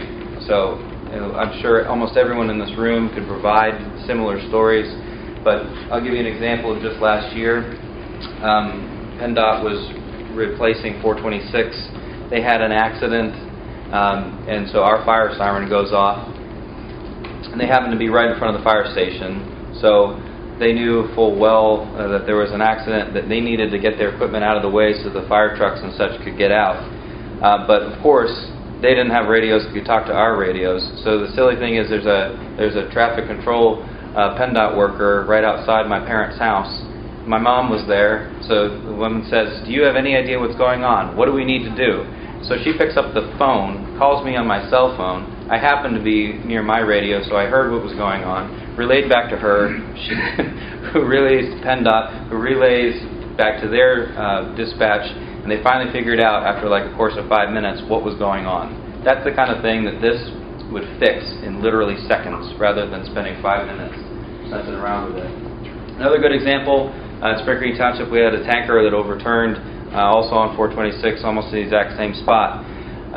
It was a hazmat incident, and what we had to do, because the coverage was so terrible there, was take a separate truck up the road a further piece, so that anybody that was operating on a portable or mobile could talk to that truck, who could then talk to dispatch. And that's the kind of weak links that we have with our current system. And again, I'm sure everybody that works with the emergency radio system has a similar concern or story. And my question, I guess, is, you all remember those old bricks, right? I still actually have one kicking around, and from my family, I remember them from the early 90s. that's the kind of equipment, if I was going to make an analogy, that we are equipping our law enforcement, fire, and ambulance companies with. It's old analog technology that is outdated, and it is time for us to step up and move to a new system. Again, using analogy, you all have smartphones, or most of you probably have smartphones that are digital, come with all the apps and all the great features in order to make your lives easy. These are the kinds of things that we need to be equipping our law enforcement, EMS, and fire agencies with in order to keep them safe. You wouldn't trust sending your kid to school with an old analog brick like that anymore, would you? Why do we send our firefighters into burning buildings with an equivalent piece of technology? So with that, I would like to take a couple more questions, and then I know that there are a few that are in the audience that wanted to say a few words. So more questions. We'll just do 3-5 more minutes of questions for the 4 speakers. Ed? Just a real quick question. What is the anticipated time of getting the radios, doing the training, and getting them out to the different municipalities? So, operating off the assumption that it would be approved today, we would have the radios on site end of June, early July, the actual handsets. Then we would also have the dispatch consoles coming shortly thereafter or around the same time. So midsummer we would start our deployment. We'd have everyone up and operational and fully trained on the system by the end of this calendar year. Very good. Yes? Does the proposal have equipment for schools? Todd? No. The proposal was for the municipal fire, police, and EMS. But we already discussed fleet mapping and including the schools. Unfortunately, that's the state hospital and any of the state agencies in the district that would be kind of on their own. So what you're saying is they'd have to purchase their own if Yes. they wanted? Yes. Yeah. But they could join in if they purchase their own. Oh yeah, and they could purchase. If those entities purchase on this reduced our contract. Yes. I think it's important to note that that what we're reviewing today is essentially a fee schedule to some degree, where we're agreeing to the terms of what the equipment will cost. What we actually get is still there'll be more planning and discussion as far as like what equipment ends up being finally purchased as a part of the agreement. So if other entities were to come in, or we'd find areas that we actually didn't need equipment, we could reallocate it for other setups. At least that's my understanding. You're right. From the reading. We're hard ballparked, I guess, on numbers. But I've already had Ken's already had a couple chiefs that says, well, it seemed like I could not use that mobile and I could use one more portable. That's something that we can work out. It's not I need 50 more of something. No, you don't. It's the same way we're not looking at buying ancillary equipment. We're not buying extra batteries or speaker mics. It's the stuff to get them to be able to do their job effectively. Now, the guys, they're wearing a speaker mic. There's some fire departments that want them, there's some that don't. That's just one of the, an ancillary item that each agency or department would have to. I know we've already checked Brandon, we already looked at the radios that they have and the speaker mics that they have, 50 radios that we're looking at. That's my understanding. There's like a line item. Yes. Yes. Yep. Yes. Yep. So I have a question in regard to that then. You were talking about going into buildings that have low reception and talking about a unit that would be put into that building to help them with that. Yeah, that would be on their own costs then. That would be up to them to purchase that. Right. And it's better if needed, because you're going to find out in a lot of places that you might not need it in all those different sections. It might be the bottom basement of the boiler room doesn't work, but over 98% of the rest of the building it's fine. So you don't want to incur those costs when not needed. But it would be in addition. Yes. It's not something Correct. that would call you up and say, just send this one. Correct. And I think one of the things is we find if there's an area of the county that there's an issue with low coverage, it's not for just Lander Fire Department, or it's low coverage for Lander Fire Department, it's low coverage for the state police, it's low coverage for PennDOT, because it's all one system. It's not like okay, Bob and I have to, Dominic, we need to have a discussion. That there's this area that we've found that we've done our best and gone around. We've done a lot of driving around. The state police has done a lot of testing, and it's if we find that area, it's not just a Lander Fire Department or a Garland Fire Department. Doesn't matter who it is. It's everybody. It's the game commission. It's the state police. It's everybody's issue. And we work together cohesively and fix that problem. Whether it's a DVR, and whether it's a partnership that we have to put that piece of equipment there, I can't say that I'm not going to come back to the commissioners and say, hey, I need $10,000 for next year to do this. Don't take that figuratively, but then that would be a full partnership, because it's not just now when we have issues with our low band, when there's a problem, it's our dime, period, because it's our system.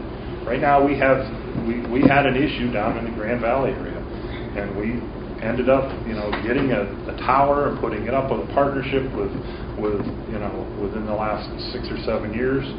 We got a tower up there. Our connectivity, because it's a Verizon deal, it's on a different LATA, it costs us $350 a month just to have connectivity to that tower, let alone the electric bill that we share with Grand Valley, because they stepped up and were a partner to it. And that's where we're the big game of it is I guess it's So you have 374 radios ordered? Well, we don't have more. Well, it says here. Well, that's what is on the proposal. That's what's on the proposal. They're not ordered. And then underneath it says allocation. Well, that's what it's these numbers here. We can, because there's different, the portables that are for the police have encryption in them.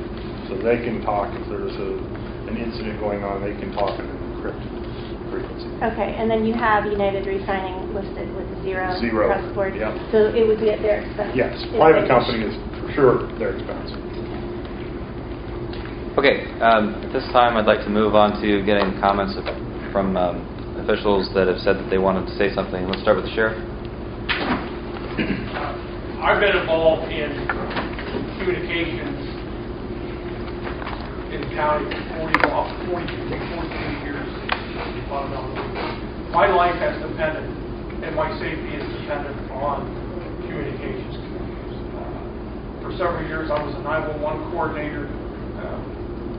One of our goals at that time was to increase coverage and upgrade our towers, generators, etc., and we were successful.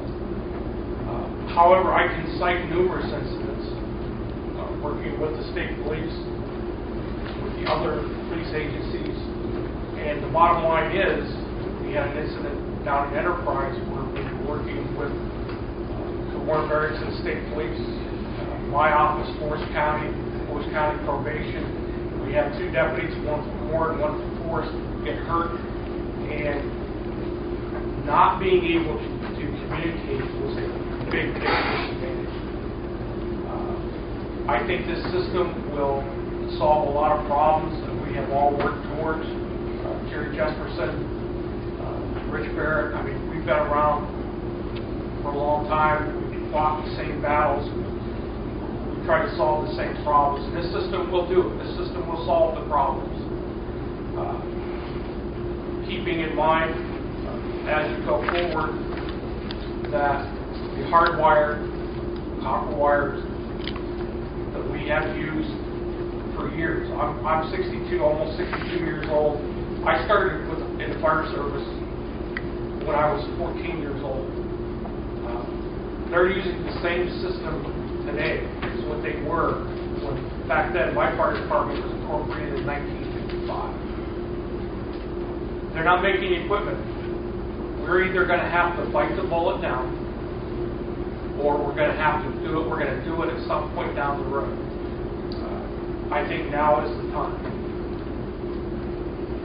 My office does search and rescue on the Allegheny National Forest. We communicate with the Forest Service and the Fire Service. It's a nightmare. This will solve that. And I think that it's a lot of money. Granted. But look at the service that you will be providing. I commend the commissioners who have moved the county forward with our software, and I ask that you do the same with this. You'll be doing a great service to the first responders who depend on communications to our city.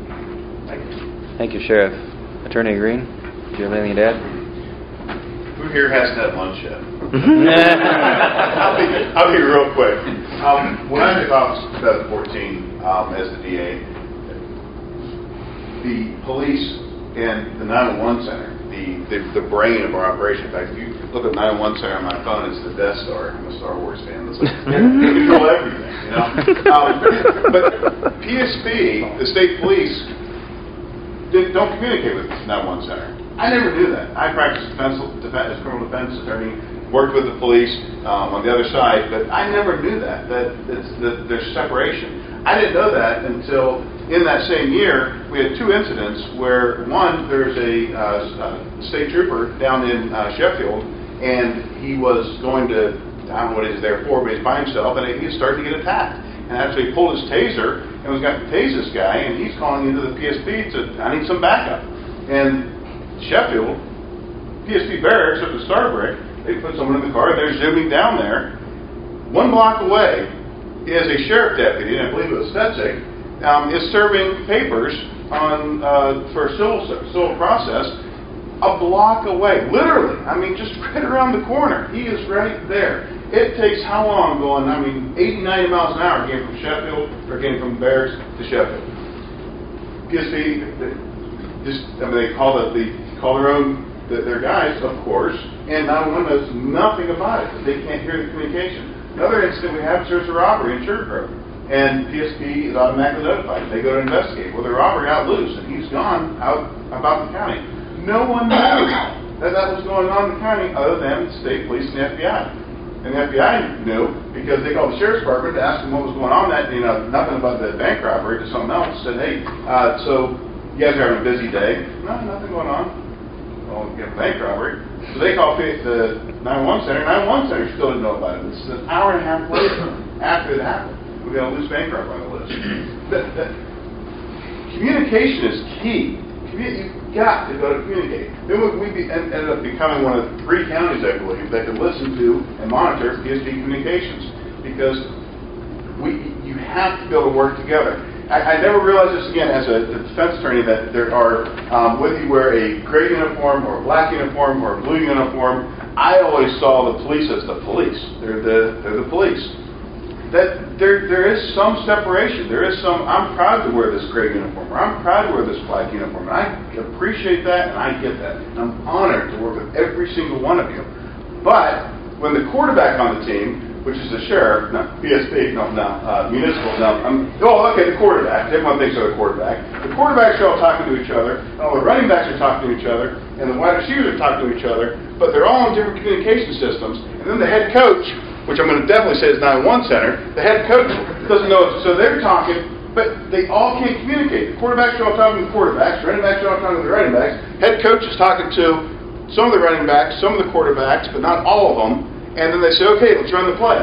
Where's the ball? Where the hell's the ball? So it's so key to know what everyone's doing, getting on the same page. And I really appreciate PSP being on board with this and the work you've done to put these brains together. The only issue I would have would be security. I'm sure you guys got that covered in your Motorola, so but terrorism and all that, you shut down communications. Well, that's Star Wars. It's the first thing that happens there. All right, thanks. Thank you, Attorney Green. I have a question. Briefly, yes. Why didn't you think of this before when you put the whole thing together? I mean, it wouldn't take much of a dummy to think, well, we all got to communicate when this was first built. Could you state, for the record, could you state your name and... Lawrence E. Preston, just a taxpayer. Very good. And a lot of you guys over there know me. Memorial Day. And I was a while. But it wouldn't take months to say, well, we gotta build this so we get all. Well, Think about now. Wait a minute. You want to put millions into it. Yeah. And who's it going to come down to? The taxpayer. That's who it's coming. Not going to hurt none of you out there. You take care of that. The taxpayer's going to get hurt. Well, just for a frame of reference, the radio equipment that they're using currently was purchased when I was wearing a diaper. Yeah. So I had nothing to do with what the current system is. That's how old it is. And I was in Vietnam, so that you could be where you are.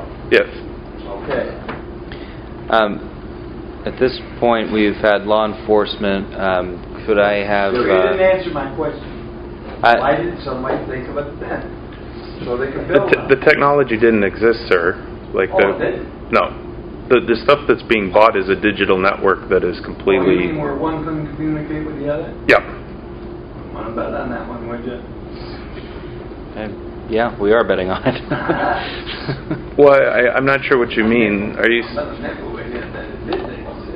The government had it. So if they had it, why couldn't you have it? Thank you. Thank you. All right. Fire. We'd like Fire to talk. Rich, do you have anything to say? Sure. My name is Rich Barrett. I'm the president of Warren County Fire Services. Thank you. Which is a group of Warren County Fire Departments. All the fire departments belong to. We hold a countywide mutual aid agreement for fire and rescue services in the county.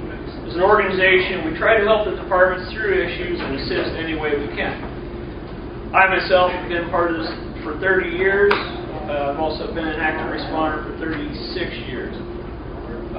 Back when 911 was coming to the area, we came as an organization to the county to ask the current board to please bring this to ours and your constituents, which they did.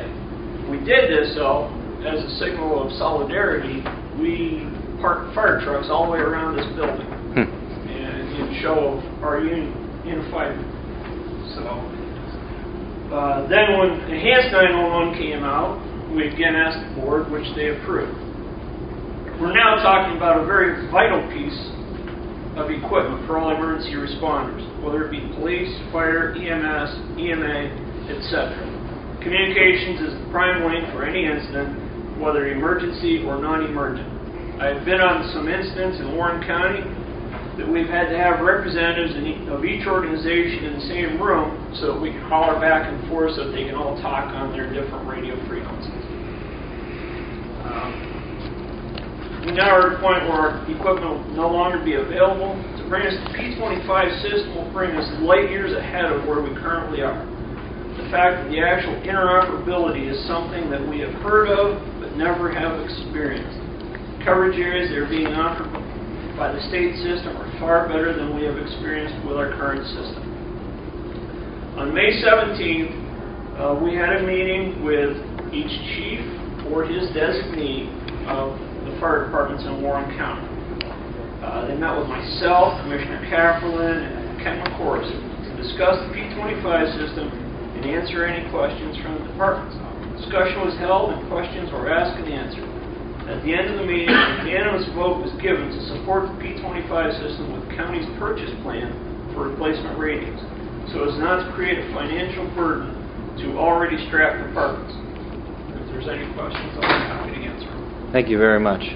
We have an ambulance chief here. Mr. Chase, did you want to add anything? I'm Ben Chase. I'm with Sugar Grove currently. I started with Lander 14 under Jerry. I do not have as many years in the service as you guys do, but I try not to let my age cloud my judgment, I guess. I'd like to touch on what Jerry said. The interoperability is key in our ambulance. We currently have 3 radios, New York State radios to communicate with Chautauqua County mutually and to deal with bus life primarily. We have a med radio and we have the Pennsylvania or the Warren County Fire radio. From a training standpoint, we have 3 radios to train everyone on. It's not too bad, but it is a nuisance when you're trying to operate between if Lander's coming to us, trying to talk to them on the fire radio, trying to talk to emergency care on the med radio, and if bus is coming at us, communicating there's also security, or safety, I guess, Rob pointed out.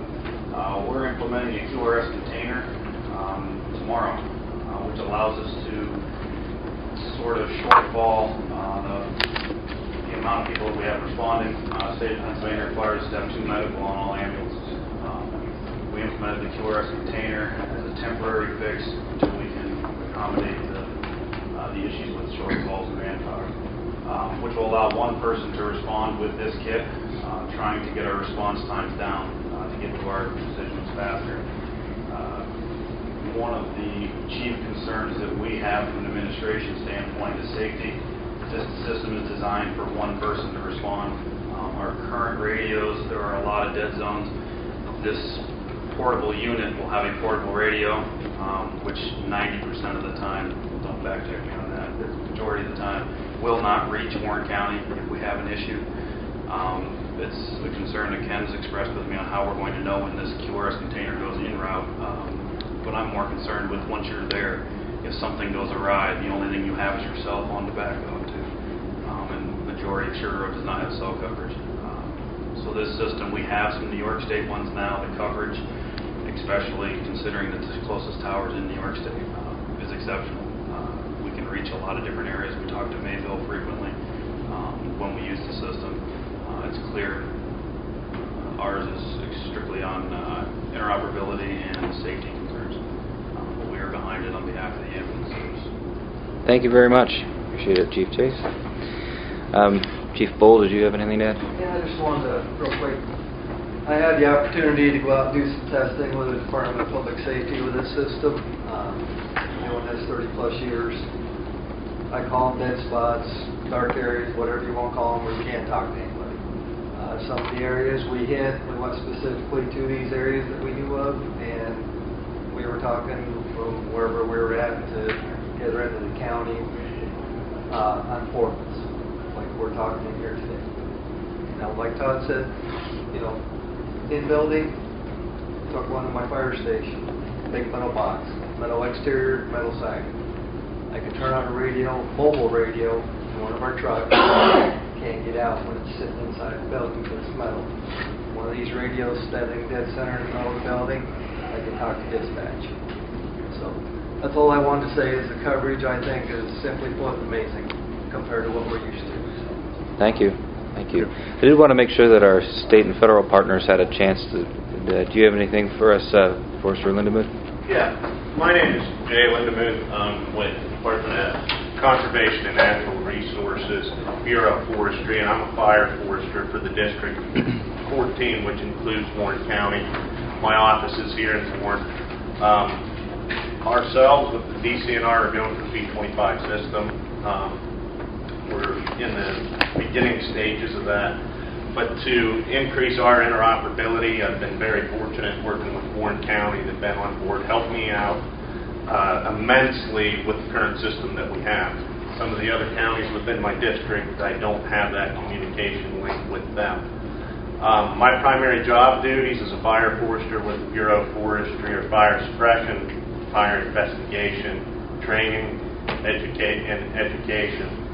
And with the interoperability with on the suppression end alone is huge. And I'll give you a quick example of what just happened recently on a relatively large wildfire that occurred in Sheffield Township on May 2nd of this year.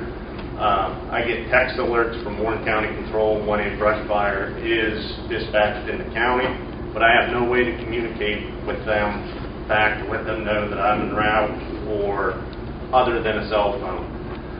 So I called the dispatch center, told them I was en route. When I got on scene, volunteer fire department members were already on scene, and the U.S. Forest Service was there as well to assist us on that particular fire.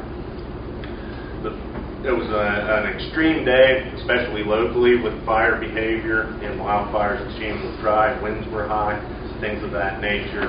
And we had to take significant time for all three of those agencies to be able to communicate before we let any of the first responders go in and actually fight that fire as it was still as it was burning. The way we were able to mitigate that was we either carried multiple radios, one of 3 radios, which was extremely difficult, especially going through the brush and woods to do that. Or we made sure that 3 people were in close proximity with the group that had one of those 3 radios. We made it work. It wasn't perfect by any means.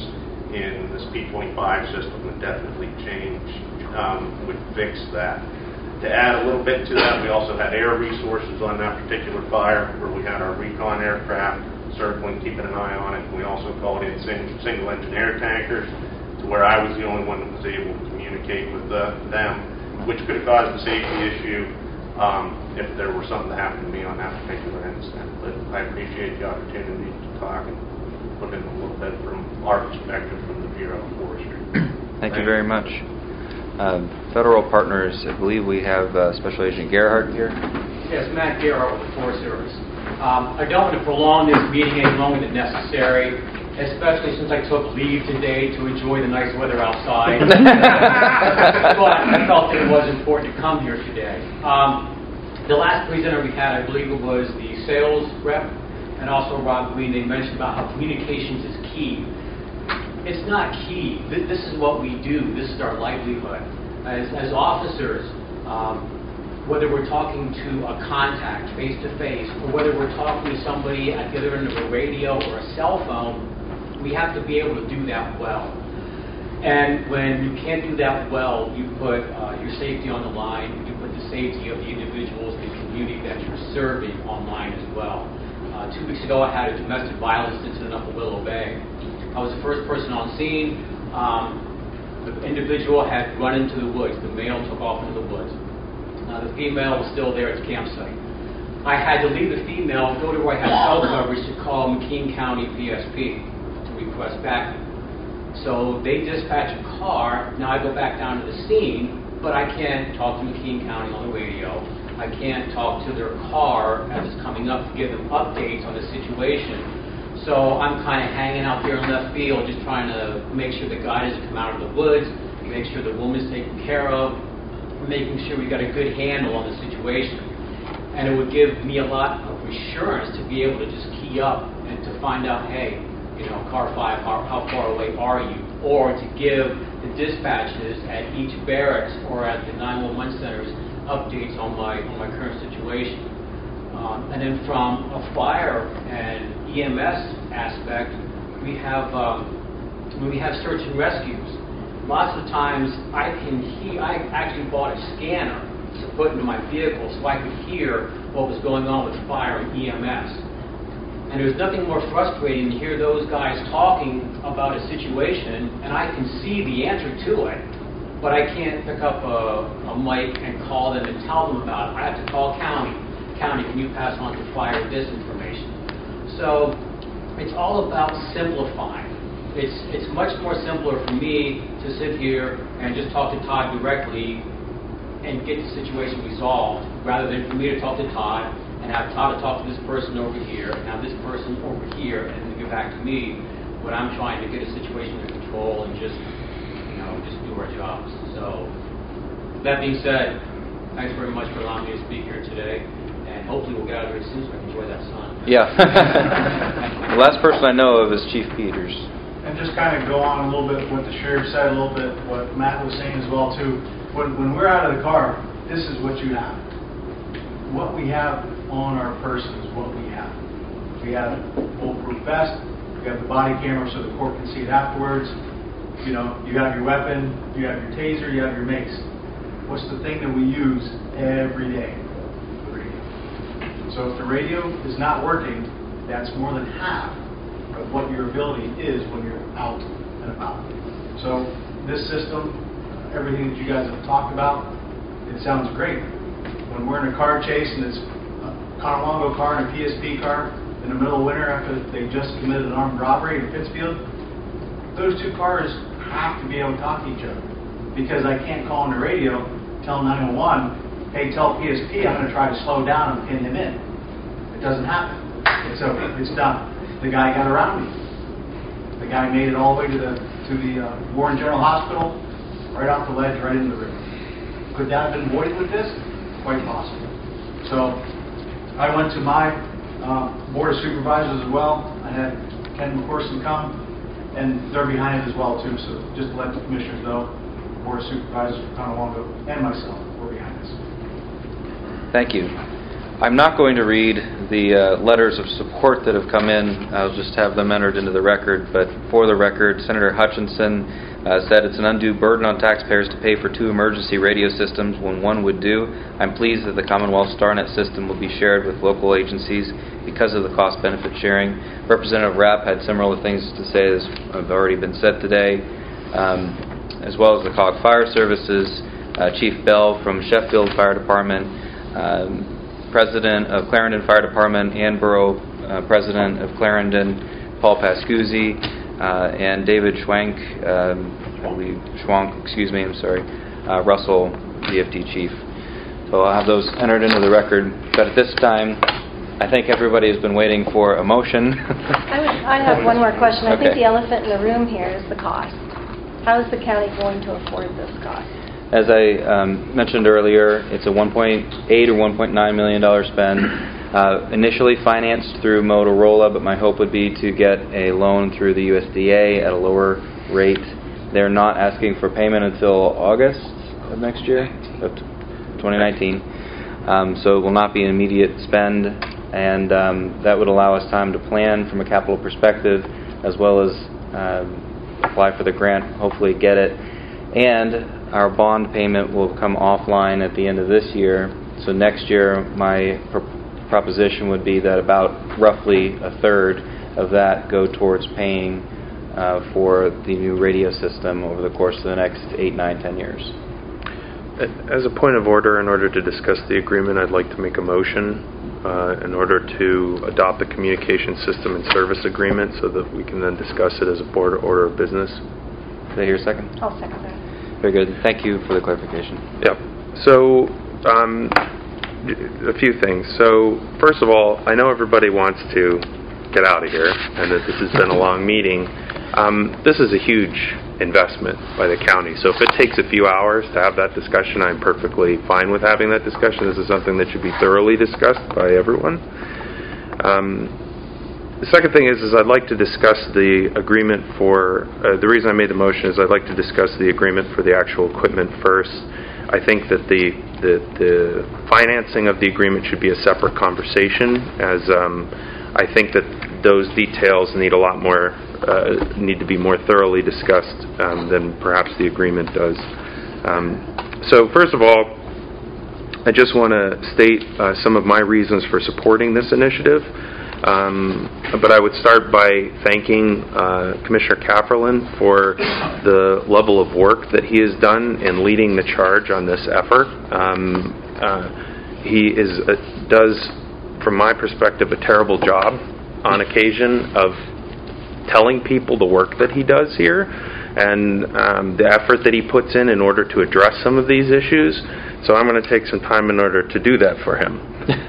This is something that he's worked on very hard with Todd Lake and others over the past year and a half at least, to try to bring Warren County into the future, and not only be state of the art, but be ahead of everyone else in an area that for a community that is aging, that has a lot of concerns about their safety, is going to give them the best chance to have a quick response to their emergencies in an area that is very rural and that has a lot of communications challenges just generally, aside from the need for multiple radios. So Commissioner Kafferlin saw this as a deficit in the county and worked with the emergency management personnel, worked with different people at the state, went down to Harrisburg to have conversations with the state government, did an enormous amount of work in order to make this a reality that we can discuss today and vote on. So I'd like to thank him for his incredible effort in this. And then secondly, I'd also thank Todd Lake and Ken McCorson for their incredible work on this. They've tried very hard to be diligent and to try to figure out the best way to address this need within the community. The price tag on this is a huge deal. and I wouldn't even consider it if I didn't think that the need was great to go along with it. I have several instances myself that I can think of where this issue has popped up. I lived in Sheffield at the time that the accident happened in Minister Creek, where several people died, and there was a weather event that no one ever would have anticipated for that space.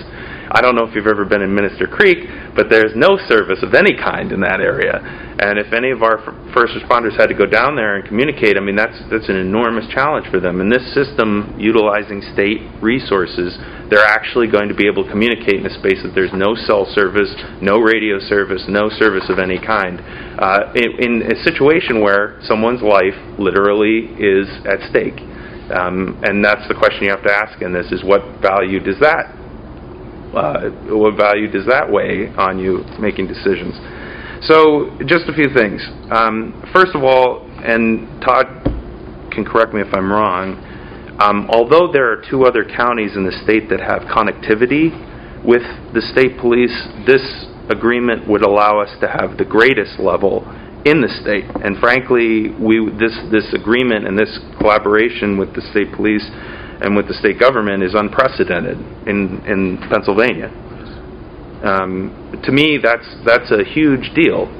Warren County is leading the charge in emergency management in the state of Pennsylvania, period, with this agreement. I have a hard time remembering the last time Warren County led on a particular issue, especially a technological one, where we're going to have the best equipment for our first responders in the state of Pennsylvania, and the best connectivity with the state police of any county in the state. That's huge. The second is that the timing of the deal, obviously, the work that Commissioner Kafferlin's done and the different options that have been afforded us are associated with StarNet's expansion and the changes that they're making at the state level. This gives us a chance to be an early adopter of a program that's state-of-the-art and far beyond anything anybody else has. If we wait much longer, it's going to be much more challenging to get the savings that we're enjoying through this agreement. So that's the second. The third is I think that this, people talk about this a lot from the digital standpoint or the logistical standpoint. So-and-so will get to talk to so-and-so. I think this is an opportunity for the county to look at itself as a whole. And what I mean is right now you have fire services, you have the police, you have the Conewango police, you have the city police, you have the state police. You've got all these different agencies talking on different systems, and you've even got fire departments that are different. And they look at each other differently, and they look at each other as separate units. And as a result, there are plenty of times where there's an emergency situation where I think they have a challenge collaborating because of that mentality, unspoken mentality. My hope is that this concept of having a county radio system and having everybody on the same channel will help break those barriers down between emergency management and get them to see that we all need to work together as a group, and that the bottom line is the citizens and what their level of response is from these services, period. And my hope is that this will create collaboration between those agencies. Whether it's the Drug Task Force, which is also part of this, working with local law enforcement, and then the idea of the state police literally being able to communicate directly with local law enforcement and vice versa. My hope is that there'll be a greater level of collaboration between those two groups in order to keep people safe. A few minor things that I don't think were mentioned was the encrypted communications. This system currently, I know several people that have police scanners that spend their day sitting around listening to police communications. I know that there's definitely people who are of a more unsavory character that spend a lot of time on those police communications too. And if you're going to do a drug bust, if you're going to do, if you're going to intervene in a conspiracy of some kind, those communications need to be secret. And this is actually going to enable the police and the law enforcement to operate in total secrecy on issues that are of a sensitive nature. I think that's a huge change. It may not seem that way, but it does to me. Attorney Green talked about a terrorist situation, or a situation where the radio system or the communication system needs to be monitored or blocked. This is going to give 911 and other agencies complete autonomy over the radio system. So if radios are stolen, if radios are absconded with or tampered with or hacked, they can be shut down from a centralized location. I think, considering the discussions that we've had about the dam and other resources that could cause problems in a terrorist situation, our ability to have complete control over the communication system communication systems is important. It's also important to notice that currently, when people are traveling around the county, or first responders are, they have to change their selection to whatever radio site they're near. So they have to be aware of what place they're in. If they're in a remote location, it might be difficult for them to figure out where that radio site is. And so they have to flip through all of the channels in order to figure out which one they're going to get on.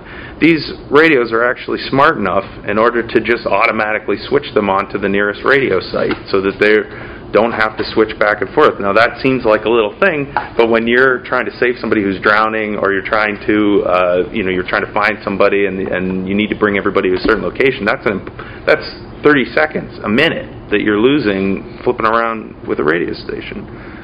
That's even if you get coverage in the current system. I think that there's an important element here of safety for first responders that needs to be identified as well. For the people that are entering buildings that are on fire, dealing with active shooter situations, somebody had talked about the schools, a possibility for school situations. The citizenry is important, but the people who do this work are just as important.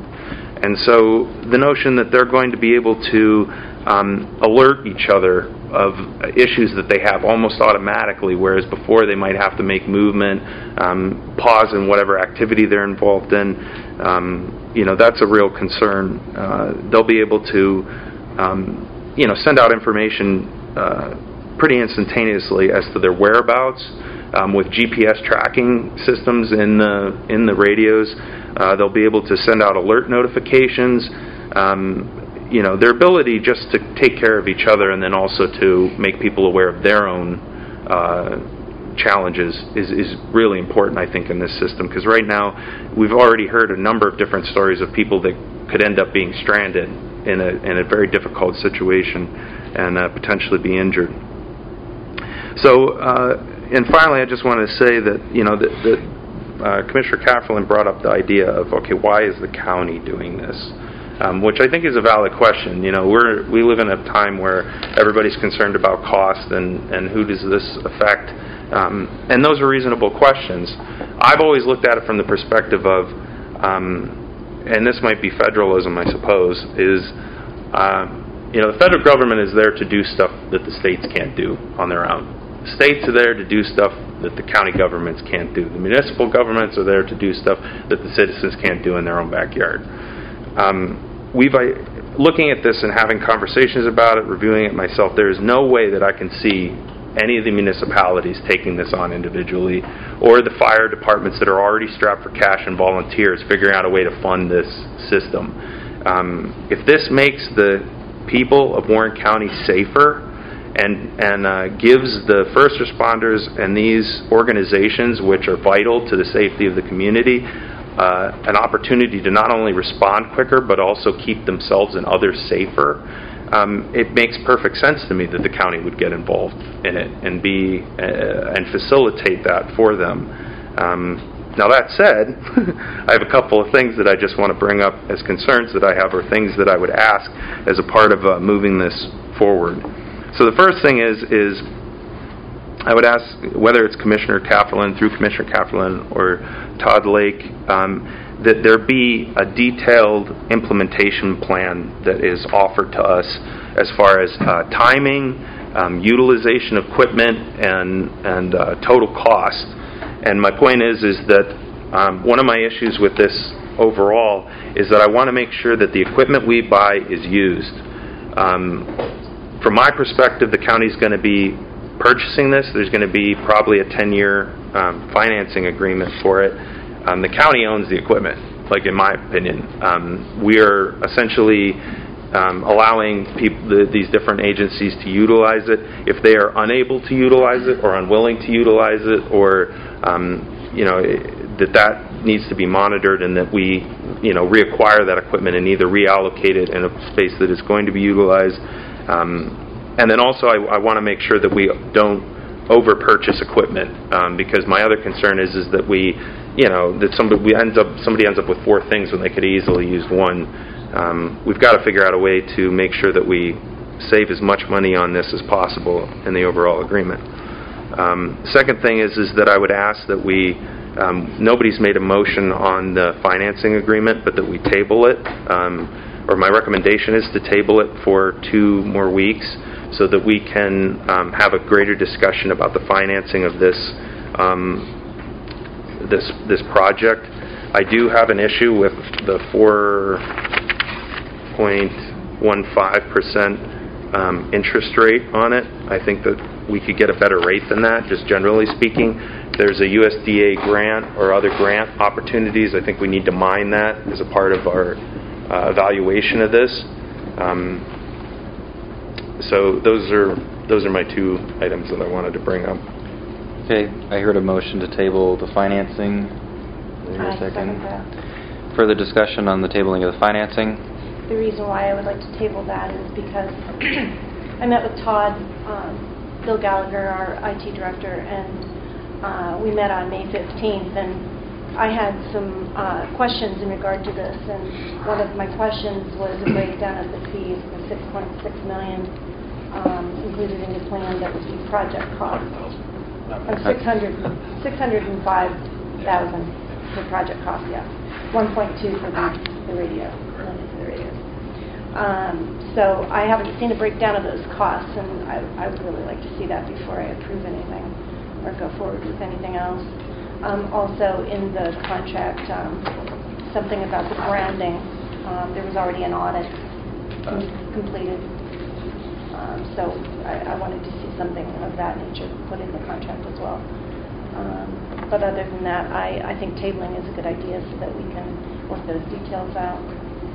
Okay, to be clear, the motion before us is tabling of municipal lease number 24347, which is with Motorola Solutions Credit Company, LLC. It is not, to be clear, the tabling of the communication systems and services agreement, which is directly with Motorola. Is there any public comment on that or further discussion from the board? Then I'll ask all those in favor of tabling the lease agreement with Motorola Solutions Credit Company, please state aye. Aye. Aye. And opposed, nay. 2-1, motion carries. She said aye. It was unanimous. No, I said nay. Oh, you didn't want to table it? I did not. Oh. So Commissioners Eggleston and Morrison 4, so the credit is tabled. Now back to the question of communication system and services agreement. The motion is still active and on the floor. Is there anything further that the Commissioners wanted to say about that? I'm just concerned with the cost of the project. I know that we want safety for our citizens. We certainly want safety for our first responders and our law enforcement. That's a given. I mean, that's what we're tasked with doing, is keeping everybody safe in our communities. The cost is a considerable cost. And I guess we've heard some strong cases today on why we need this. And I certainly agree, we do need this. But therein lies a big cost at the end of this. So I'm hearing that we're potentially going to retire our bond debt at the end of this year, which I believe it was 2019 that it's retiring. So I guess what we'd be doing in essence is taking on another bond debt. We wouldn't be giving those funds back to our citizens. So correct me if I'm wrong, Is that No, correct? that's correct. So with that, So gives me... amendment, it's not a bond, it would be a financing option, which is different. Right. But in essence, it takes place of that bond debt, which we would have retired and potentially been able to give a tax break back to our citizens. So, that would not be forthcoming. So to be clear, are you motioning to table the communication system and services agreement with Motorola as well? I would like to give it some more thought, yes. This really has just been brought to my attention to sit down with Todd on May 15th. I've reviewed it. I still have some unanswered questions that I'd like to see in the agreement that I don't see.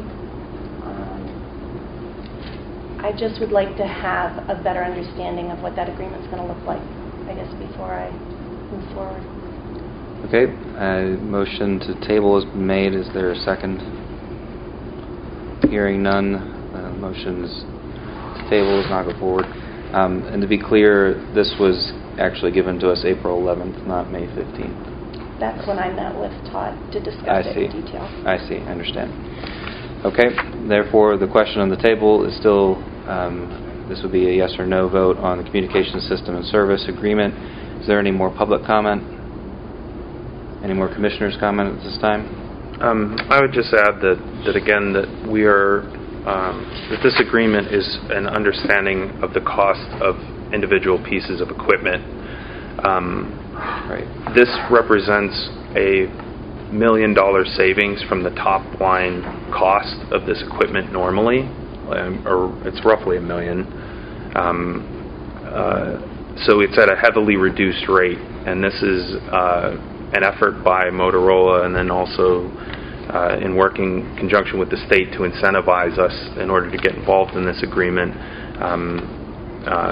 For them, it benefits them because this will be a good program for them to then utilize in order to get the other counties involved in it. So we're, as an early adopter, we see significant savings through this agreement.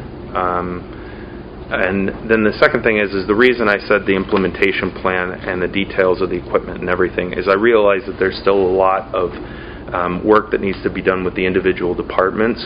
And my point is that I want to see exactly where every piece of equipment is going. I'm comfortable with the cost of these items in this setup, but only if every piece of equipment is utilized 100% the way it's supposed to be. There's a tendency with things like this where I know I've gotten free stuff before. And whenever I get free stuff, I don't seem to take care of it as well as the stuff that I paid for. And not that I'm saying that the fire departments and everybody aren't going to take care of it. I mean, I think that they're going to be very happy and feel grateful to have it. I just want to make sure that there isn't any waste in the system. So that's why I asked for the implementation plan, because I do share Commissioner Morrison's concerns over trying to minimize the cost of this as much as possible and make sure that every piece of it is utilized. So I would like to add that I did ask for a breakdown of the fees included in the $6,500 portion of the project. I have not seen that. There are some unanswered questions on my end. So at this time, I'm so sorry everybody, but I think we're going to need to go into a brief executive session in order to discuss the legality of passing these separately, as well as hopefully answer some of your concerns. So we will retire for hopefully 3 to 5 minutes. If we come back and you're not here, I'll understand. Wait, what is the justification? What is the reason for the executive session? Would you explain, Attorney Shreve? You've asked a legal question for Yes. legal counsel that's eligible for executive session. Right. That's the legal question of legal counsel. Yes, that's correct.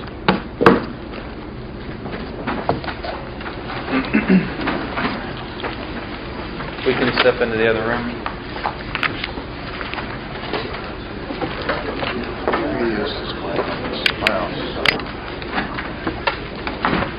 Thank you for your patience, everyone. We had a legal question related to our situation now that we've tabled the financing, but still are interested in pursuing the communication systems and services agreement and how that would work. The solicitor has answered those questions, and so I believe the board is informed enough at this point to make a decision on that. Is there anything else that the commissioners wanted to raise? Well, I just wanted to say that the legal question simply was whether we could pass the communication system and service agreement separate from the financing agreement. It wasn't any kind of that was just the fundamental question, and the answer is yes. So, right. Anything else from the board? One note that we did want to make was that although we are asking the citizens essentially over the next 10 years to pay $1.8 or $1.9 million for this system, that we will be pursuing grant opportunities. It will be our grant administrator and emergency management / 911 staff priority, as well as my own priority, to make sure that we can get funding from as many different sources as we can, whether that be local foundations or even the federal government. We are actually actively applying right now for one that is $150,000, which would of course be about 1/10 of the total cost of the project. And hopefully we can get a few of those wrapped up over the next few years and make this a sizable dent, make that a sizable dent in the overall cost. Anything else from the Board of Commissioners? I just want to say this is a real struggle for me. I know our safety is important. I also know the money in our citizens' pockets is important. I just want to say that. Okay, public comment? One thing, real quick on this. The amount of savings that you're going to have over this now, I would much rather spend this money, 1.8 now, than 2.9 million down the road for the same system. If you can save the citizens that much money, you're all commended for it. It's still $1.9 million. It's so much better than 2.9. Brian, did you get all that? Did you get? All right, any other public comment? I'll add one thing to that as well. There is a regional county that just did this on their own, and their initial was $26 million, and their final was $23 million. I spent 1.9 over 23 million in the end. Is that Erie? Put me on that too. Any other public comment? Commissioner, the only thing is I'll reiterate what Chief Deppen said. My counterparts at other counties, I've spoke with a couple counties that have done this and done it on their own. And they're looking at the 10, 12, 6, 7, whatever size of their county, millions of dollars. The partnership that we can have with the state just makes this astronomically so much better. And I've reiterated that to the state legislator. I've sat in front of the Veteran Affairs and Emergency Preparedness Committee 3 times now. Senator Volakovich, I can say that he is very adamant that this is going to happen. The collaboration is going to happen, not just Warren County. There's going to be collaboration everywhere. I've had counties already come to me. Conversation with Columbia County the other day. I've had a conversation with Venango County. I've had a conversation with Clarendon County. They are already going to be talking to these guys coming down the road. You saw that picture going around the state. A couple of those aren't on the green yet, so they're waiting to see what happens here. We are going to be the poster child. If the commissioners approve this, we will be the poster child for the state. So is there an expiration on the cost savings? I mean, if we don't do this like now, we're going to lose out on this opportunity. That would be up to. Because I'm hearing that it's better to spend 1.8 now than 2.9 in the future. What makes you think that we'd have to do that? So there are bundled, as far as the infrastructure that the Commonwealth has already paid for and put in there, that savings obviously does not go away because it's already built out. Okay. There are savings bundled into the overall contract to incentivize a purchase sooner than later. Can't speak for the exact dollar amount going up to 2.9, I think was referenced earlier, but there are bundled savings in there for a purchase in the next 30 days. As a point of reference, you had referenced the deal in Erie County, and you said it was $23 million, correct? Correct. Yeah. And Todd, would you say that's correct? 23 It was million? quoted at 26, they ended up spending 23. They said 23. Was some of that was partnering with the state. So if you do the math, person for person, in Erie County, that comes out to $76 a person because there's roughly 300,000 people in Erie County. For our deal, we're getting $45 a person versus 76 for the same equipment. Like, that's the difference in cost in the Warren County deal versus what Erie County did to do actually less, because our connectivity is going to be better and the hook in with the state's going to be better. The savings are real. Like, they're per person, we're paying not half, but about 2/3 of what they paid in Erie to do the exact same thing. I think that's a significant difference, if you ask me. I do want to bring up, we have courthouse renovations at a cost of $700,000. Now we have this at $1.9 million. I mean, how far can we expect our property taxes to stretch? How much more are we going to ask from our citizens? To be clear, I have not asked for any tax increase for this. That's why we explored financing options over a longer period of time. But we could give them a tax break at the end of 2019 instead of... One of the only other problems is, too, is this needs to be done. Whether it's done today or tomorrow, taxpayers are going to pay for it. Right. I agree. It does need to be done. Is it the Deerfield Township and the City of Warren and everybody else asking for it municipality by municipality, or I'm asking for it at the county? I agree. It's just, I'm It's struggling an enormous with amount of money.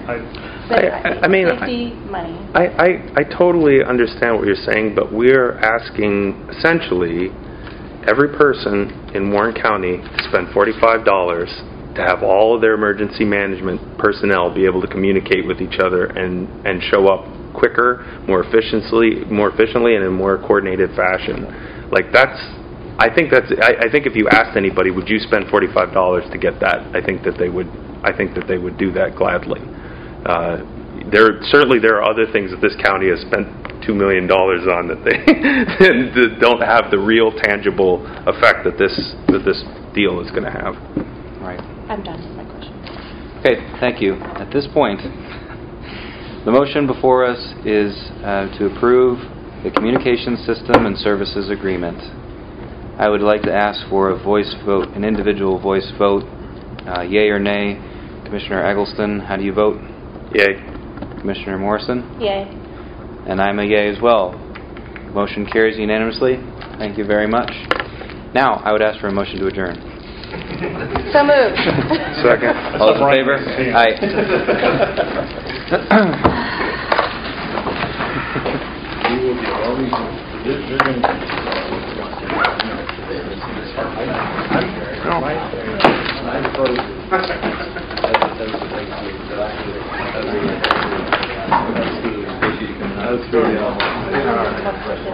Thank you. 3 years. Very good. Thank you. Thank you. Appreciate it. 3 years. Thank you. You're welcome. Hey, Ben. Thanks for coming here. Hey, Ben. Thank you. Nice to meet you.